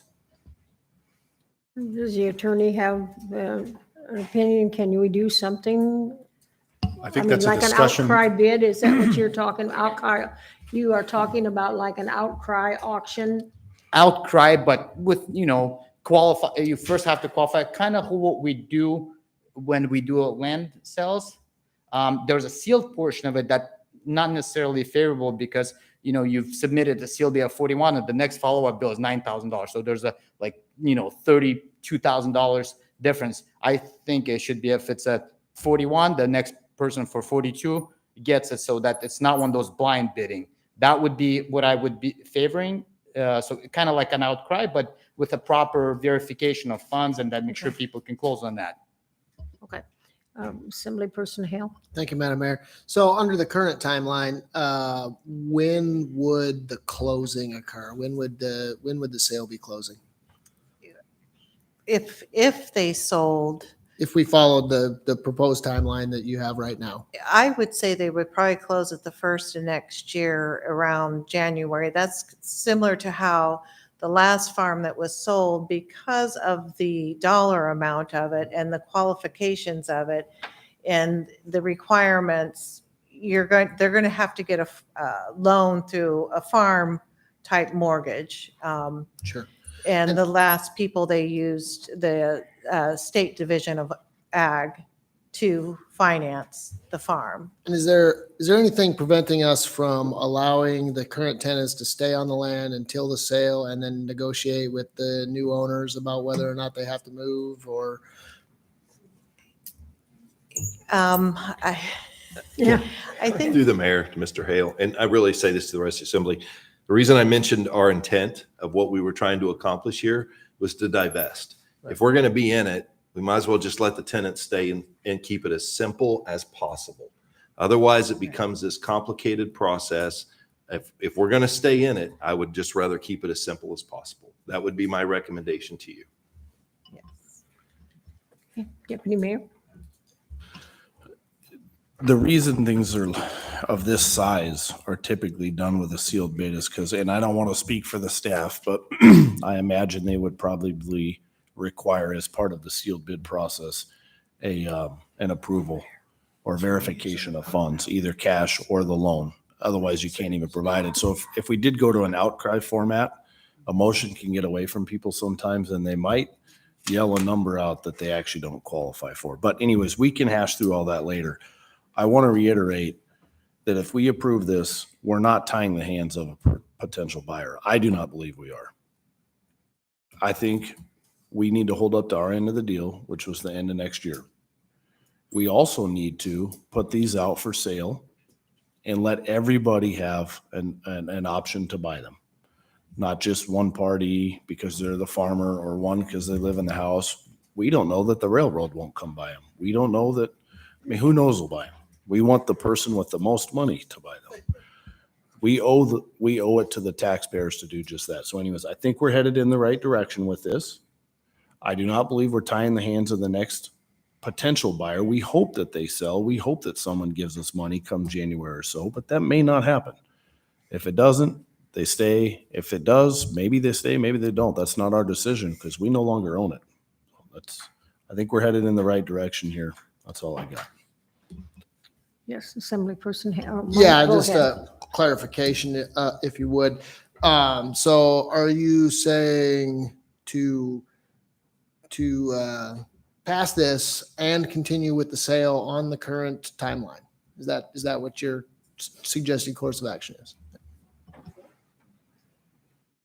Yes. Yes, I believe we should pass this resolution and then let the manager and the staff take over from there. And no, really, I think we should pass this, which gives them the ability to stay until next year, pending it sales are done. We have no say in what happens after sales, but after we pass this, I do still think the manager should work towards a sale and his team, and I do believe they will. I think he's made that clear. That's what's in the best interest of the taxpayers and our residents, and I think we would all agree in that. But we don't have to get involved after this. We pass this tonight, we hand it to Mike, and we never look back. It's really, after that, it's on the team. I'll tell you when the bus is Yeah. coming. Yeah. Okay, Mike, go ahead. Yeah, so through the mayor to the assembly, if the assembly approves this resolution without any amendments or anything like that, my intent would be to extend the hay permits to align with this timeline for the tenants. We would exercise a competitive sale without any right of first refusal. That's how it would move. That would be my intent moving forward. In the rental agreement, we would put them out to sale probably late next year. Or I don't know if we would prefer to wait till they actually vacate to put the sale out. Either way, it would not be on the timeline this summer. That would be what I would do if you leave it to me. And we keep this thing as simple as possible and run the rental agreement through its closure in December of 2024. And I just want to remind the assembly that the rental agreement would expire in the middle of winter, which is not ideal, but we'll make it work. That's what we would do if the resolution gets passed in its current form. Can I, Tracy, normally how long is an appraisal good for? Because we got an appraisal now and if we're following just what the manager said, we're looking at, a year, 15 months. So that would probably mean another appraisal, right? With a mortgage company, they're good for about 6 months. Yeah. And So can you tell me how much the appraisals have cost us so far? it was $19,500 for both of them. Yeah, so. Deputy Mayor. Is there anything, and I already know this because I read them, but is there anything in our previous rental agreements that said the Matsu Borough could not sell this land? I would defer to Tracy on that. Probably not. No. Okay, then I would like to, I don't know if I do this by directing the manager or with an amendment. Either one. Lonnie, you're the boss, and it is your night, so.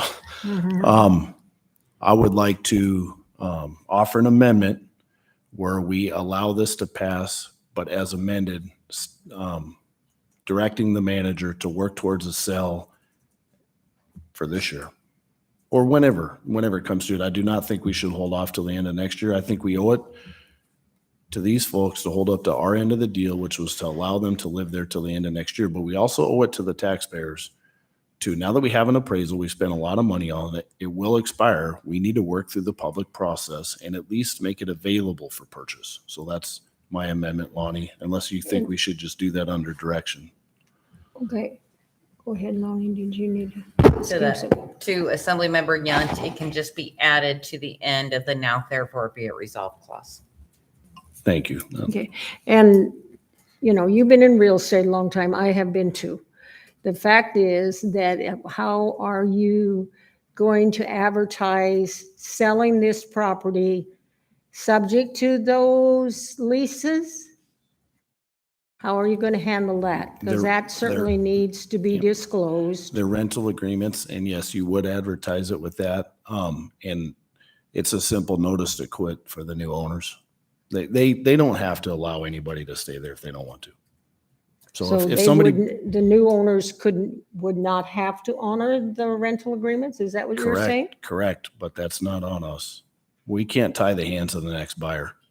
There's no way. So they would be able to notice to quit at that time. So if if Tracy thinks that would happen sometime in January, typically notice to quits or the first day of the second following month. So if they bought it in January, they'd probably, my guess, they would First do of it. March They or would do a something. notice to quit for the 1st of March. Okay, all right. I just wanted to clarify that. Yes, Assemblyperson. Okay. Here. Can I get a scenario if this does not pass? What we're looking at then as far as a sale, timeline, when they would actually have to move? If this doesn't close until the first part of the year?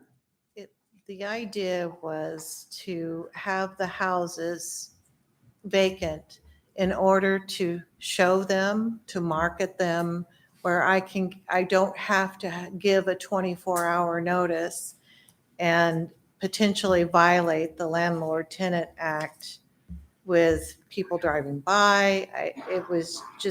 It'd be better to market the properties vacant. If we left them in there, then I could still go through it on paper. I don't know how, I wouldn't be able to take a phone call from somebody who's potentially interested or even set a day in a week of I will be there from, and advertise, I'll be there from noon to 4. Anybody who would like to come by can come through, and I would take and show the properties. There's showings involved. And that, I don't know how that will work with the tenants and the 24-hour notice. And is this a rental agreement or a lease agreement? It is a rental agreement. The agreement was set up for a 5-year period with the caveat in it that says, or it could be sooner terminated. And in a few paragraphs underneath that, then it says that the tenants can give the borough 15-day notice that they vacated the property, and the borough can give the tenants 30-day notice to vacate the property. So. Okay, I'm ready. Do you have follow-ups? Sir? Okay, and so if this fails, what are we looking at, bottom line? I will follow the direction of the manager. I want to make sure we know that we're on an amendment right now.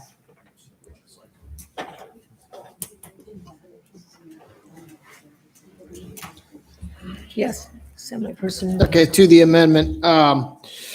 So I was tangentially involved in selling a triplex that my previous partner owned.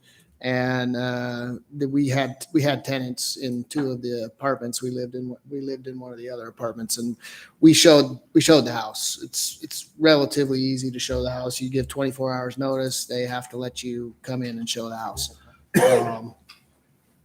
My previous romantic partner, yes. Before my wife. Is this true confession time now here? In any case, I'm just saying it's not that difficult to show a property that you have tenants in. And so I do support Mr. Yunt's amendment. I think that's the proper way to go about it. We let the folks stay, we show the property, we move forward on the timeline, and we sell this property as we have advertised that we're going to sell it this year. Okay, Ron, you still have your light on, or? Oh, sorry. That's okay. Assemblyperson McKee?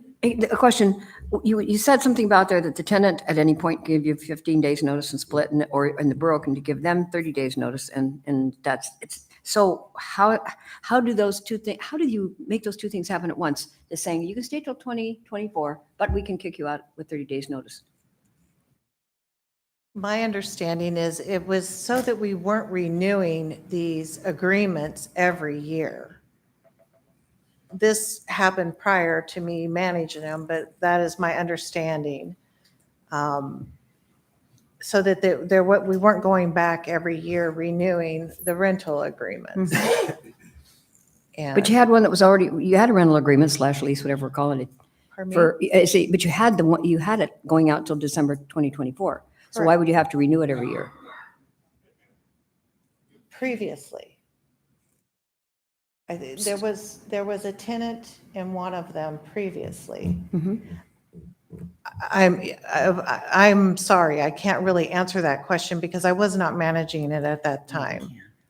So, But it seems to me that that's totally contradictory. You got it till 2024, but we can kick you out within 30 days. So I don't even know why we're having this discussion. By the way, I'm all for the thing with the 2024. I think, but if And that's what you just fine. said kind of bothered me, saying, well, not really. You can have it till 2024, but we can kick you out. Is that really true? Was that a No. true statement that I just made? could you repeat Yeah. that again? Let the attorney, go ahead. Yes, that's exactly what it means. If the Borough Assembly tonight says, no, don't kick them out, then the Borough staff will not exercise that 30-day option. Okay. And if we do nothing, at the end of 2024, the lease expires. Mhm. And even without us saying anything, they have to leave. Yes. The 30-day, 15-day it's flexibility for both parties. This was part of the rail project. Mhm. If the rail project would have started going, right, if the railroad would have showed up, if we'd have had more money, if the price of oil was $140 a barrel and there was money flowing, who knows where the project goes, right? So the 30-day notice grants flexibility. If you do nothing, it expires. Yes. And your whole conversation here tonight is the manager has sent notice of intending to terminate as of June 30th. And the question for you is, do you want to tell him, don't do that? That's the resolution tonight. Don't do that. Well, I'm pretty sure you'll all be voting on it shortly. We're on the amendment, I think. Yeah, we're on the amendment. Right, okay. Assemblyperson Hours, did you want to speak to the amendment? Okay, go ahead, ma'am. I think we need to keep it simple, and I think the managers asked us to keep it simple. So I can't support the amendment because I think either we need to go forward with the sale or we extend this whole thing to 2024, including the leases and the hay permits. I personally have heartburn with people with keeping tenants and holding up a farm sale. So that's how I see it. But as far as the amendment, I can't support that. I think we should do one or the other, but not try to split the baby. Okay, Assemblyperson Salah? Yes, I would, don't want to make it complicated. With Mr. Brown, I do agree. If we like sell now, but then we still giving them hopes to stay there and the new owner comes and then there's a legal battle, whether we delay it and sell it to, whenever that lease expires. However, so I would not be supporting that. I would want to know if it's appropriate or through mayor ask, is there intended date to move out for the party? So that we can hear on record, we needed 6 more months, 3 more months, then we almost maybe can put that in a writing, modify that date of the December thing. So we might be able to shorten that term, or they intend to stay there till the December. And we have some kind of proof that we are. So in order, before I support that or not support the amendment, I would like to know if we are able to ask. You want to talk? No? Tracy? No? Okay, Deputy Mayor? It's in the language or it's in the title of the resolution. It's June 30th. We're talking 10, 12 days. I don't know what the date is today, but it's 8 days. Okay. It's 8 days. They move out in 8 days. Or we extend it. So we extend it. I would like to extend it and I would like to amend it so that if we can sell it, we can sell it. This is so basic. I don't understand. Are we able to ask that, through Mayor, how much time do tenants need so that we could hear it from the people who are saying, we want to be here till December 24 and we want them as soon as possible because that's, I would like to be able to work with that. If they're asking for additional 3 months, that doesn't complicate it. Or maybe till summer of next year, and then we have 6 months of marketing, and at that time we close on the deal. So I would like to know, so we have a conversation here with people that are involved. Yeah, I don't think that's appropriate. It is time for the assembly to make a decision. I think they've asked December 2024, and I don't usually do this, but call the question on the amendment. Okay, is there objection to the question on the amendment? Okay, calling the question. Any objection to calling the question? Okay, I don't hear any, so. Objection to the amendment. Yep, so time to vote. Well, is there objection to the amendment? Yes. The amendment would go at the end of the now therefore be it resolved clause to direct the manager to work towards the sale of the property at the end. Yeah, to work towards the sale of the property, sorry. And nothing about time in there. It's at the end of the now therefore be it resolved clause. So we're going to allow tenancy. So you will allow tenancy and through the end of December 31st, 2024, but you're still moving forward with the sale. Does that make sense? Yes. Okay. Whoops. Except that Nick said that if we did that. We have called for the question. Debate has stopped. We are voting on the motion right now. The amendment. No more questions, no more debate. What? We're going to tell them you can stay, but we're going to sell the property. Oh, then it's up to new landlord. Please No, vote on the just the- primary amendment. Just for the amendment for the now after therefore result.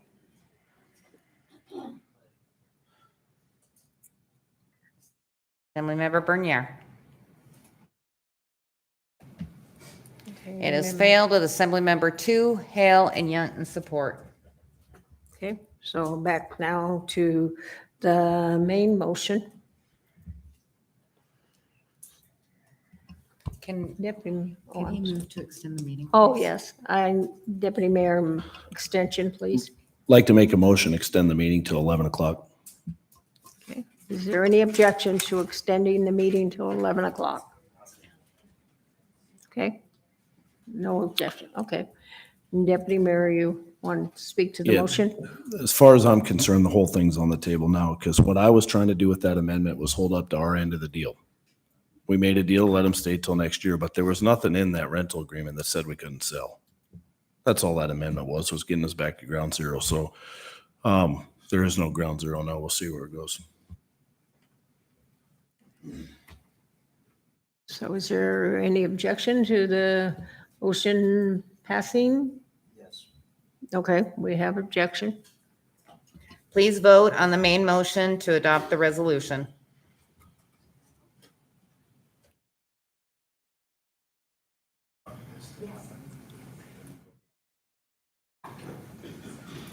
It passed with Assemblymember Hale, Nowers, and Bernier opposed. Okay.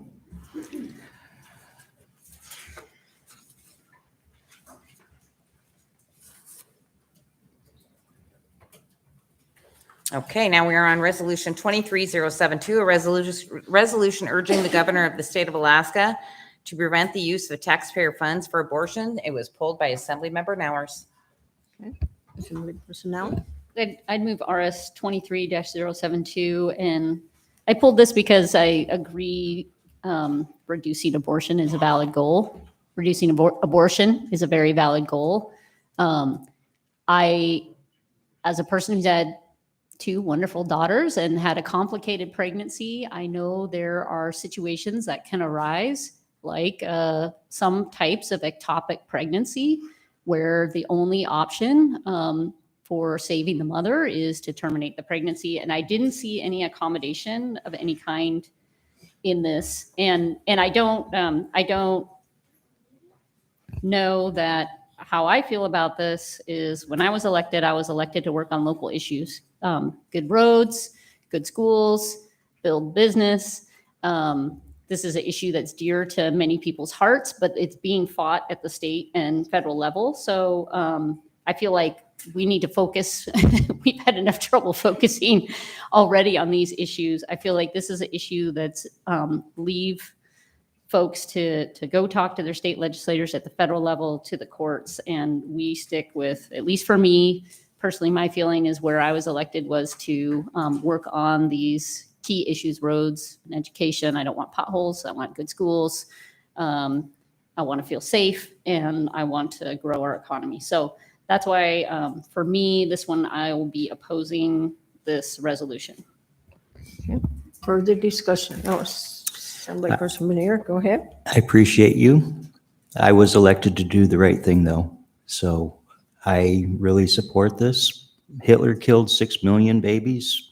Our tax dollars have killed 60 million. I don't want that blood on my hands. I really don't. It's just how I believe. And I've had a lot of votes or people that voted for me that think along those lines as well.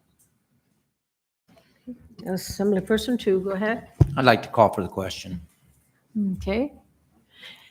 Is there any objection to calling for the question? Okay, I guess we're ready to vote then. So has there been objection to the main motion, Madam Mayor? I Sounds like there think so, was. yes, Okay. I think Assemblyperson Nowers, if she hasn't raised her hand, but I think she did object, yeah. Okay, if I can get the members to vote on resolution 23072. It passed with Assemblymember Hale and Nowers opposed. Okay.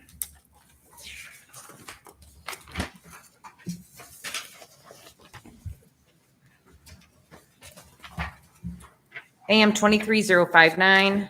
I do believe, Madam Mayor, that Assemblymember Yunt needs to recuse himself before I read this into the record, please. Okay. So I pulled 3 of them, 23059, 061, and 062. Should I speak on, I'd like to recuse myself from all 3. Should I speak to them in a bundle or individually, ma'am? Which, I suppose individually, because there may be other people that wouldn't need to excuse themselves too. Okay. So I believe I should be recused. I think there's a major conflict of interest here. H5 is a small family-run business, a mother, a father, and 3 sons. 2 of the sons were in my wedding party. One's my best man. We own apartments, a bar, a restaurant, and a hotel together. And I didn't know that they bid on this. Doesn't matter to me, but I should not be involved in voting on this. Okay, Madam Mayor, understood, yeah. if I could, Uh-huh. if Assemblymember Yunt could state his recusal on all 3, you can go ahead and give your ruling on it, and then we can move all 3 I without know him we in the also room have an instead of bringing him. assembly person down here that wants to talk. I don't know if he wants to accuse himself on 1 or all 3 too. You You could see still, what I'm saying? I do, but you could rule on Rob, Assemblymember Yunt, Mhm. and then rule on somebody else. I don't know. Assemblymember 2, did you know your mic was on? Yes, he Oh, does. okay. Yeah, he's asking for Okay. it. Yeah. Okay. Okay, So you so- want to give the reasons for the other 2 also? 23061, I've done business with the Bate Company for for a long time. I am actively doing business with them, and I will continue for the rest of my career. 23062, I am related to these folks. They've been doing work for the borough for 20 years, but this is the first time they've came across the table in my 2.5 years. And again, that's my family. I should not be here for that either. Okay. I believe also that you should excuse yourself. Thank you. And let's see, so Assemblyperson 2, did you have a comment? No, I don't know any, I don't believe that. Oh, well, you had your mic on and then, and then your mic was on and and the clerk asked you and you said, yeah, then you want your mic on. So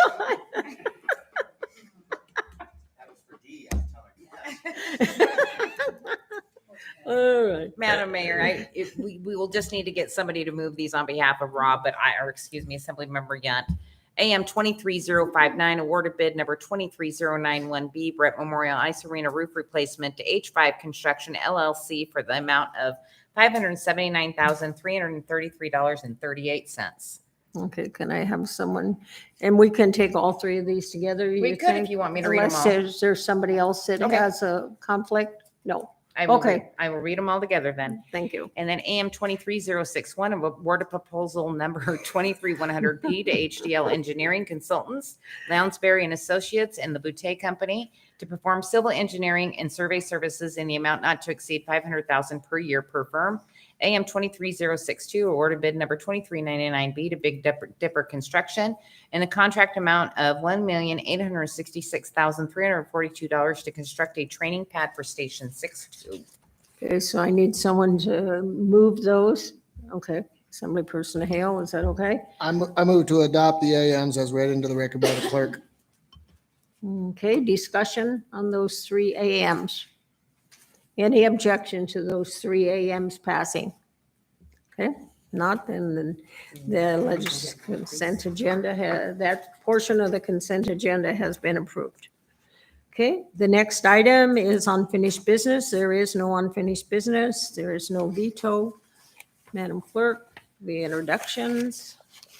Introduction for public hearing on July 18th is ordinance 23048, ordinance 23049, ordinance 23062, ordinance 23063, ordinance 23064, ordinance 23065, and ordinance 23066. Okay, Deputy Mayor, would you move the introductions, please? I move to introduce the introductions as read in the public record. Okay, is there any discussion? Any objections? Okay. And we do not have anything on the vacancy report. The next item is other new business, a motion to rescind. I'll give the clerk here a minute to. Resolution 23041, a resolution authorizing the borough manager to solicit bids for the Long Lake Road salvage timber harvest. Assemblyperson McKee, do you have a motion to rescind? Yeah, I move to rescind resolution 23-041. Okay, discussion. Well, everybody that's affected by this thing is saying, we don't want it. I just can't see how we could do otherwise. And I heard the forestry management people, and I've listened to everybody very closely, and I just don't see how they can justify doing that. Another thing, going in there and cutting that, another thing that kind of bothered me was it wasn't put out there in the 5-year plan that they originally put out there. So that kind of is like, oh, hello, and by the way, we're also taking all these gorgeous trees out of your basically backyard kind of thing. So I just, again, I was elected by the people, and that's the voice of the people 100%. Okay. Assemblyperson Hale, did you have a comment? Yeah, thank you, Madam Mayor. I just want to say, I think Mr. Kruger has done a fine job on all of these timber sales. So no, I know he does his due diligence and everything, so no impugnment on his job. But I am a community council guy. I come up out of the community council, and when a community council comes to us and says, this is something we want, or this is something we don't want, I listen to them. And so I will support Mrs. McKee with her rescind. Okay, Assemblyperson Hale, go ahead. I'd like to see word back from Great Land Trust about purchasing this property, putting money in the borough's pocket, adding land to Nancy Lake Recreational Area. I think that's a really good move. If we rescind it, it just kills it, and we sit on property which won't be bringing in income. The other thing, we've got a lot of people interested in this now. Even if Great Land Trust doesn't take it, there's other ways that if we offer this property up for sale, that we can actually cash in on it, put money in our pocket. Thanks. And Somebody agrees with you. I think it's a wise move that way. So if we rescind it, we're just going to sit on it, okay? And if we just put this off until we get some word, whether it's 1 or 2 meetings down the road, then come up with a conclusion. Because there's some different ideas, whether Great Land Trust or a group of people or another entity wants to purchase it. You know, whether they add it to Nancy Lake or they've got some other options. You know, Waco is a possibility. We reached out to them. So I would not support rescinding it at this point. I would just, I don't know if I need to amend it or just shoot this down and then amend it to put it off. Okay, yes, Tony, go ahead. Assembly Member Bernier, at this point, the only thing you can do is move to postpone. I would like to move to postpone. You'd have to give me a meeting date. Meeting date of The next meeting is July July 18th? 18th. Or August. August what? Let me look for the date. Bear with me. It isn't during hunting season. That would be August 1st. Okay, till August 1st. Okay. So the motion on the floor is to postpone until August 1st. Did I see some hands down here? Or- Yes, Assemblyperson McKee, go ahead. Do we have any idea what Great Land Trust or whatever those folks are called, what they're gonna, I seem to remember something about it being actually a benefit kind of a thing, good for the folks, leave the trees kind of thing. Am I wrong? Go ahead, sir. All right, through the mayor. So we took the motion by Mr. Bernier at the last regular assembly meeting because there was no objection from the assembly. We reached out to Great Land Trust the next morning. The gentleman that Mr. Jones referenced speaking to was out of the office until yesterday. So we have not had an opportunity. We have explained what the assembly asked for, and I spoke to our staff today, and we are asking for a formal response from Great Land Trust as to whether or not they have an interest in acquiring this parcel for a conservation easement, and then work with DNR to hand it over to the Nancy Lake State Recreation Area. I can assure you that process won't happen by July 18th. But we can ask the Great Land Trust for a formal response by August 1st and see if they happen to have that. I can't guarantee what they will do. I do think, as Mr. Bernier alluded to, there are other options. I suspect there are a few motivated buyers in that area now if the borough were to make this available through a competitive sale, because I think there are some folks out there that would prefer to have ownership of it, not have it in the borough's hands, to be quite honest. So there are other options if Great Land Trust doesn't choose to pursue that actively. Either way, a competitive sale in theory would put the same fair market value in the borough's pockets, to use Mr. Bernier's terms. So at this point, I guess where I'm going with this is, if you really don't want to chase a timber salvage sale here anymore, then rescind it. And we'll look at the Great Land Trust option. We'll report out to you if it does or does not pan out in their interest. And then if you say, hey, we want you to look at a competitive sale, we'll get the legislation together to pursue that. The only reservation I would have about having this resolution linger is it leaves the community uncertain about what your intentions are with regard to timber. And what I'm hearing and what I got at the last meeting was the assembly has no desire to have a timber salvage sale here any longer. And it sounds like if the Great Land Trust does what it sounds like they're going to do, that's going to make everybody happy.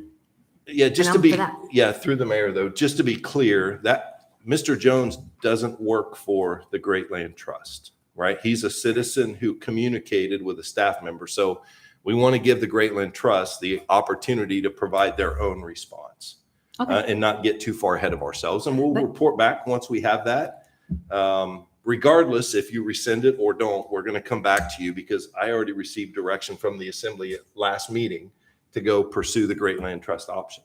But we could still say, we rescind it, boom, it's in the closet. People would say, okay. And then see what happens from there with the Great Land Trust. That seems fair. It seems to get those folks what they want, some sort of deep breath. I think if you take the pressure off, you're going to lose the momentum. Right now, the hot pan is hot. People don't want it logged. They don't want it what? They don't want it logged, right? Yeah, The they ones don't. that are coming out and speaking. Yeah, they don't. So they're going to go, the community council. Okay, they're going to be reaching out to Great Land Trust. All those other people, they can reach out to Great Land Trust. Okay, now that puts pressure on Great Land, right? Yeah. Or we can rescind it and everybody goes home and puts it to bed and doesn't think about it again. And then we're sitting on land that is, the forestry part of it is matured out. It either needs to get logged or it'll start falling down. But everybody wants their green space, and I agree. Nobody wants to be logged in their backyard. Just go down a couple miles down the road, right? Yeah. So do you think that I represents think if we rescind it right now, we're going to lose an opportunity to turn this property over Two, to either Great Land Trust, yeah. or there's other people that are, most of them are business owners and Anchorage and stuff that have property out there. They don't want it logged. Okay. They're going to have more finances probably to purchase. I'll Even just if kind of keeping Great my Land fingers Trust crossed. doesn't. If what you say is what you think would happen, and It's a gamble, right? Yeah. But we let this linger out a month and then resend it. We didn't lose anything. We jump on it now, resend it, then you lose your opportunity. Do you see what I'm? I do, but again, I'm, it's a little scary, but it's gamble, as you say, but yeah, okay. As long, yeah, that's all I can say. Okay, Deputy Mayor. I think what I'm hearing is energy for postponing until August 1st so that it doesn't linger and that the manager could work towards communication with the Great Land Trust. I would also like to direct the manager, which I understand it takes 4 of us, not just me, to work towards a competitive sell. And I would love it if the Great Land Trust got it, so long as they're the highest bidder. If we're not going to cut the timber and we are going to look at selling it, we owe it to the residents of the Matsu Borough to get as much as possible for it. And we cannot do that without an open bidding system where everybody has an opportunity to bid, to include the Willow Area Community Council or whatever. Everybody can bid. So I do think that we should postpone this until the first meeting in August. And I think we should let the manager and his brilliant team work on everything in between now and then to include a competitive sale. Can I just ask, when you're talking about a competitive sale, you're not talking about people are going to come in with chainsaw, no. They can't. We own the land. Okay. If we sell the land, they do whatever they want. It's their could do land. that. Yeah. That's how it works. And that's how it should work. Yeah. Okay. Okay, It works. Hours. Mayor Halter's calling Assemblywoman Showers, so yeah, I'll take Stephanie over that. I understand your logic, but it feels like holding the community hostage.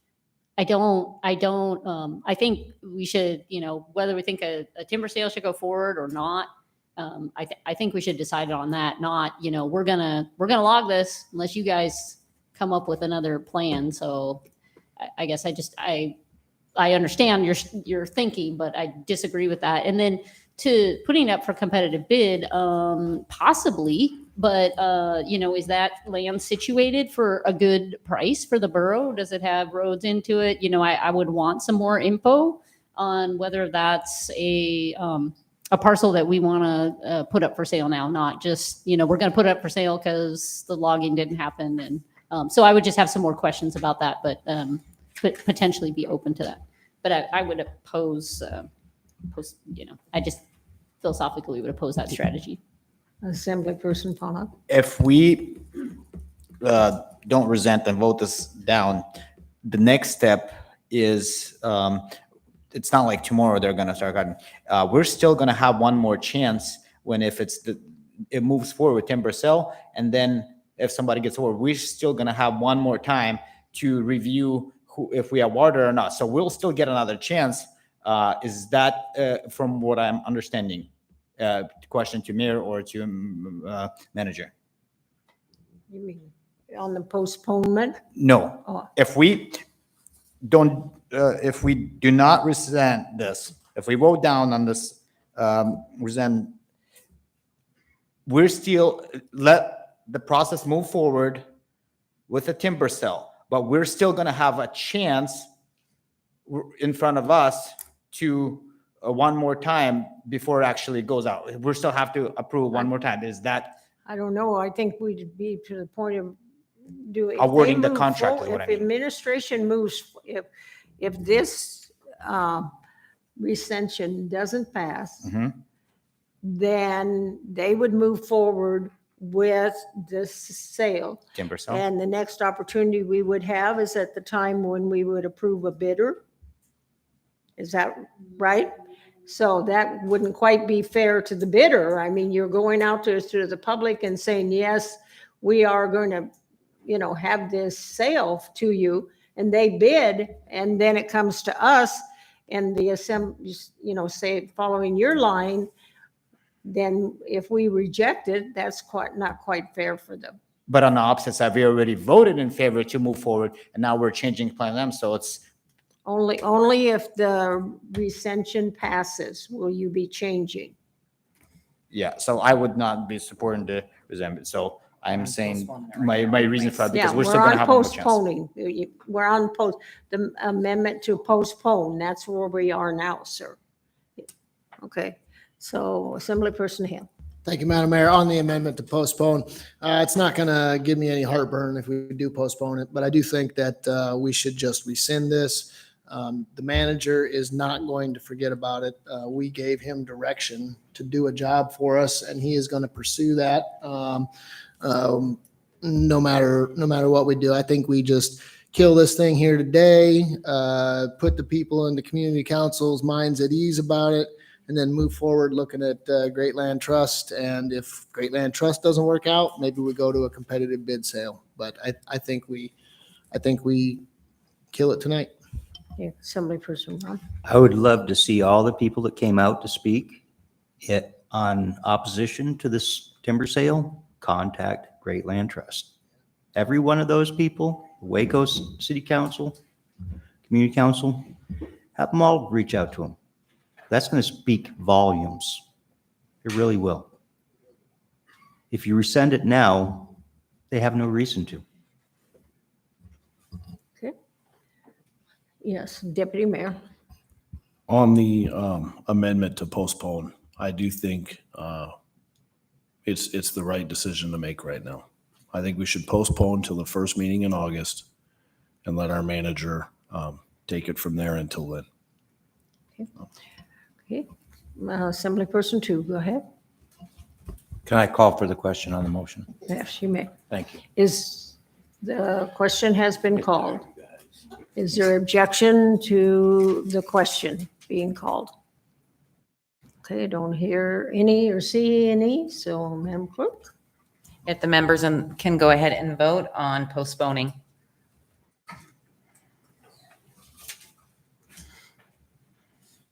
Assemblymember McKee. The motion passed with Assemblymember McKee, Hale, and Nowers opposed. Okay. We do not have any referrals to the Planning Commission. We do not have any reconsiderations. So we are now to Mayor, Assembly, and staff comments. Mr. Attorney, do you have any parting comments? No. Assemblyperson McKee, do you have parting comments? Yeah, but I forgot most of them. This has been kind of convoluted, running around the block, so I'm fine. Well, I'm retired now. You don't have the 5 o'clock in the morning thing excuse. Yeah, but I got a 4-year-old grandson, so yeah. But the other thing is I wanted to say about what we just did. It really is almost a win-win situation. It truly is. I think it says to the people of Willow, we hear you, and we're moving forward with it. I just don't think either way I voted there would have been okay and accomplished the same thing. So I really do mean that. Okay. Assemblyperson 2 comment.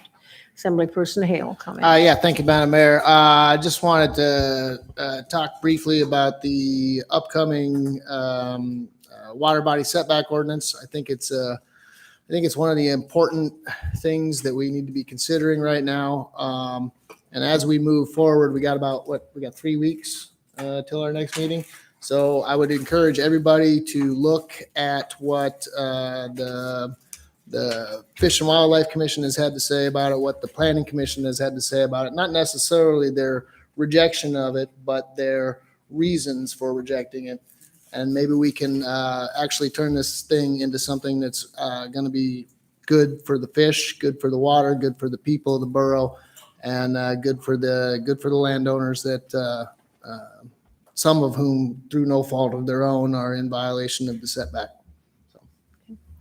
Assemblyperson Panoff, parting comments. Thank you. It's nice to be back. Assemblyperson Nowers, parting comments. Yeah, about 7:30, I wrote a note to say, nice that we're getting down to business and getting it done so quickly.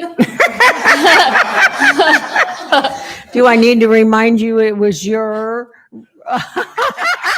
Yeah, well, It was I your was- ordinance that I- wrapped us around the axle. I wasn't the, I may have been the instigator, but anyways, I do think we are leaving a lot of, there are good times to postpone, but I think for us as a body, we're leaving a lot of balls hanging in the air for administration. And we have some really big issues we'd like to delve into, like the drug houses.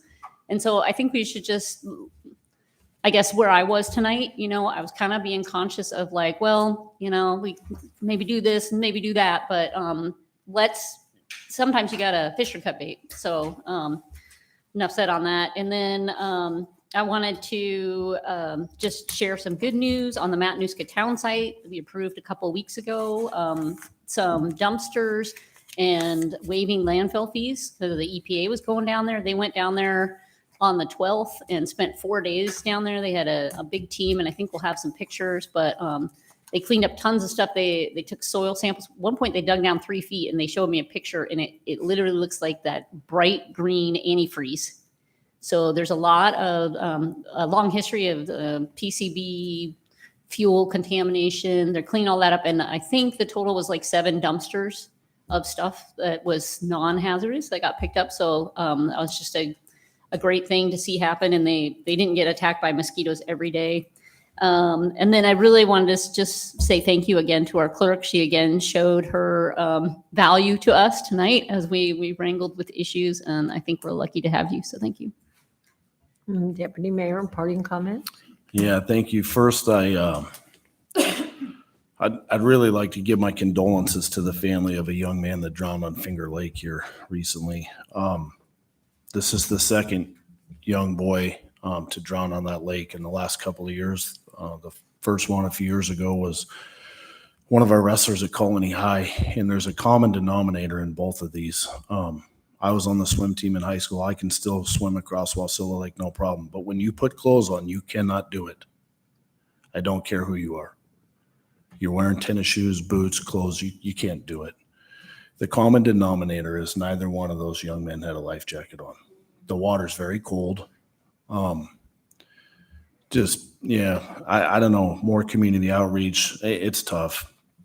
There is no right answer, but my heart and soul goes out to their family and their friends of this young kid. And I hope every one of us takes an opportunity to educate as many kids as we can on the need for a life jacket. I know this weekend I'm actually going to take my kids out on Wasilla Lake and have them get in the lake with their clothes on because they take it for granted. And I have adult children up to 23, and it was a big topic of discussion in our house. And I'm telling them, there's no way you're going to be able to pull this off. Like, you can't swim with clothes on. Put a life jacket on. Next is the water body setback. So this began approximately a year ago. There's a gentleman in my district whose home was built long before the 1987 ordinance was put into place. He's well within 75 feet on a home that has a wood foundation. Wood foundations, after a certain amount of time, you cannot get financing to fix them, and it's for good reason. They don't last forever. He had issues. He wanted to fix it, put concrete under it, all these different things, and was running into issues with being able to do that because he was within 75 feet. But he was within 75 feet long before 1987. So I said, okay, I will go and talk to the staff about this. My home on Wasilla Lake it's got to be at least 200 feet from the lake. Could be more. I mean, it's way, I could care less about the 75 feet. After talking with staff, I found out that there was like 800 people in this position, most of whom who live in Mr. 2's district. So, and that's not a knock on you. It's a fact. So I asked Moki to join me on this. And so since then, it's been in the hands of the staff. And I would encourage everybody. The problem with the way it is right now, you can build at 75 feet 1 inch, sadly enough, and you can cut everything down between you and the lake. You can plant grass all the way to the lake. That's a terrible idea, You should not do that. You should not put in asphalt boat launches because we know petroleum and salmon do not mix. But you can do all of these things, and there's nothing to prevent that. So I'm asking everybody to please go meet with Alex in the planning department. Spend hours with him on this. I want to get this right. There is some misunderstandings in the market. If this passes, it does not remove the 75 feet. Nobody's getting rid of, Alex and I are not trying to get rid of 75 feet. What it would be is if you pass it and you don't do anything, the 75 feet stays in place. But if you're one of these 800 people that are inside of 75 feet, you could check off certain boxes, engineered designs to make sure that you protect the water quality. Right now, there's no requirements. If this were to pass, there would be requirements that will protect the water body, right? It will prevent runoff. It will require drainage ponds if needed. Whatever it is, every property is different. The engineer that you hire will have to determine that. And I promise you, they're not going to risk their stamp on some hillbilly, crazy, landscaping thing. So anyways, I guess where I'm going with it is I didn't go looking for this. It just kind of came to me. I was trying to help a gentleman in my district. I do think we should have riparian buffers if it's an anagramous lake. There's things that we can do. But anyways, I just ask that everybody please go spend a lot of time with Alex. This was not a rushed process. I asked for the longest referral period possible to the planning commission. I supported the Fish and Game getting their own referral period. They have very valuable information, and everybody should read the report and talk to Alex and take that into consideration. And so I don't know where this will wind up. I just encourage everybody to look at how it is now, which is absolutely a broken system, as proven by the 800 plus people in this situation, many of whom were before 1987. And then also, I can't state this enough. Work with Alex on this. He's a very bright guy. He's putting his heart and soul onto this. And so that's my advice. And I thank everybody it's going to take a lot of your time the next few weeks. So I thank everybody for that in advance. That's all I got. Okay, Madam Clerk, parting remarks? Just wanted to thank the assembly for attending my evaluation earlier today and your guys' inputs. Appreciate it. Assemblyperson Manero, you have parting comments? Oh, I'm sorry. No, okay. Thank you for everyone coming out. I just wanted to thank the Lord. Thank you for your grace and blessings. Please guide our borough down the narrow path of your righteousness. Please protect our citizens from the evils of the darkness. Please grant our parents with wisdom to raise their children in your light, and to please give their children a listening heart. Please bring forth revival that will change the direction in our homes, in our schools, in our communities, and our country. Please help the downtrodden, the vulnerable, the addicted, and the broken. Dear Lord, we pray for our loved ones, our families, our neighbors, our leaders. And Lord, you say we should pray for our enemies. So we pray for our enemies, that you may work on their hearts. May we all come together, Lord, to glorify you. May we love you, God, with all our hearts, with all our souls, and all our minds. And may we love our neighbors as we love ourselves. Thank you for your mercy and your grace. Thank you for dying for our sins. Thank you for your resurrection. Thank you for your promise. In Jesus' name, amen. Meeting is adjourned at 10:30.